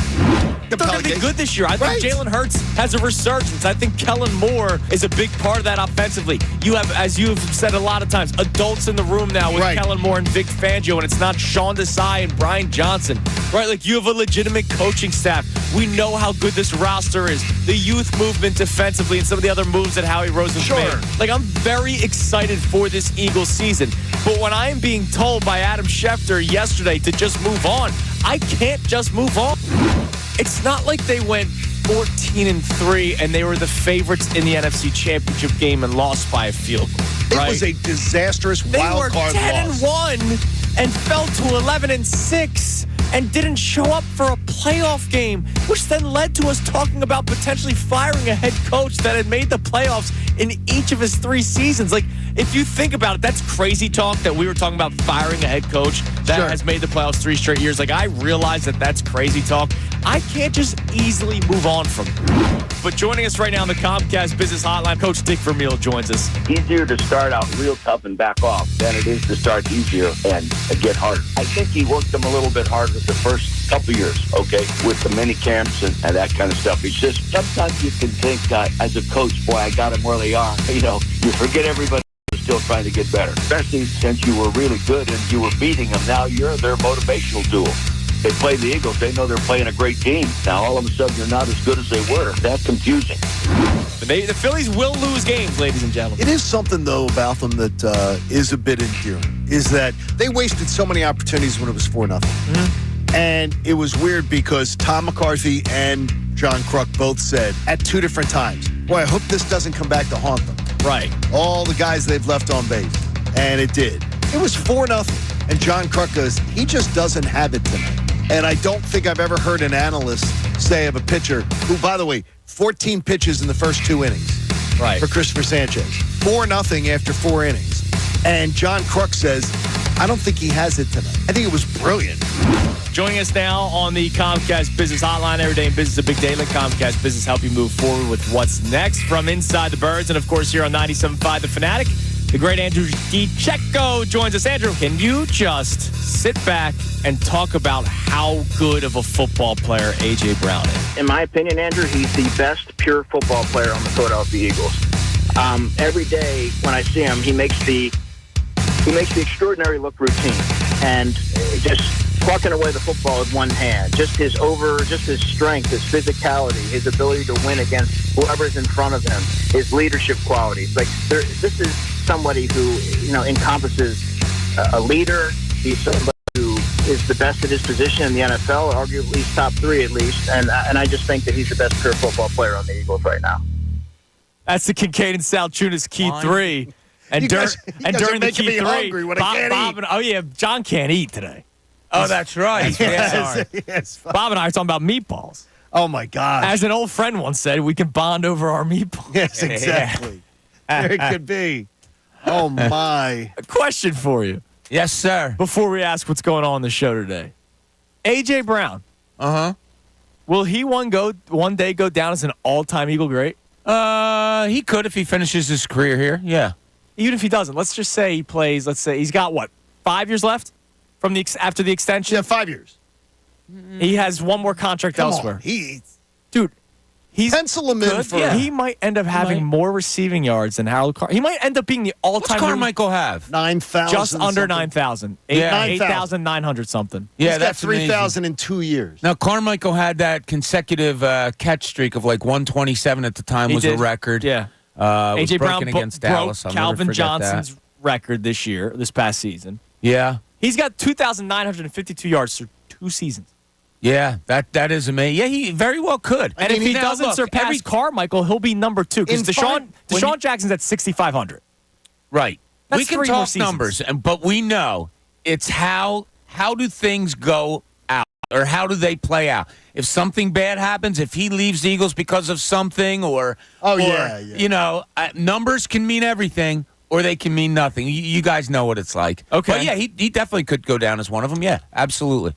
Just hit me this morning. Because he's only 25? He's still 26. Young. Yeah. He's still young. And he's Unbelievable. ripped. You got years of you have bought the prime years of A.J. Brown as lockdown. Oh, and by the way, you bought the prime years of Devontae Smith as lockdown. Right. You don't have to think about them.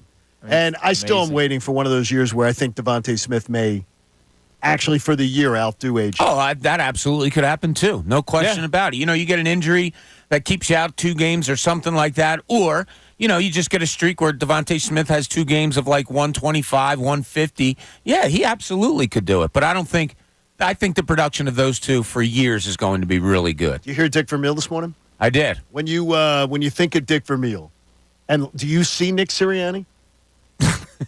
No. What I'm saying is but I mean, it's funny. There's a lot of people on social media going, he was so enthusiastic, just like Sirianni. I said, he was a taskmaster. Yeah, oh yeah. Dick Vermeil. He coined the phrase burnout. Yes. No, I never once have thought of Nick Sirianni and Dick Vermeil in the same I think younger fans believe it.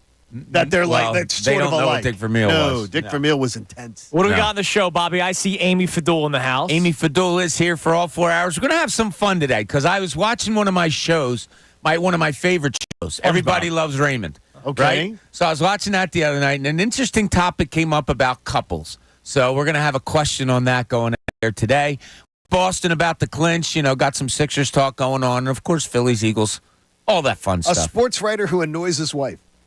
Why do you believe me, why do you think you enjoyed that show? My wife thinks that I am him reincarnated. Really? I swear to God. You remind me of his character. He's dead? In some ways. Huh? He's dead? No. Stop it. Yeah, the finale got hit by a bus. Hey, support. Thank you, Bobby. It was a joke, guys. Thanks, Bob. Have a good one, boys. See you, Bobby. Hey, support life-saving cancer research. Join us and our generous partners, Paul B. Moyer & Sons, and make a donation to the American Association for Cancer Research today. Do it at 975thefanatic.com/AACR because cancer research saves lives. Johnny, take care of yourself tomorrow. Thank you, buddy, and I'll be back You keep us Monday. posted on Thanks, everything, man, I will. okay? Be back Monday. So we'll be back at it tomorrow. John off tomorrow, so we'll be back on Monday. Connor will be in John's chair, so we'll be reshuffling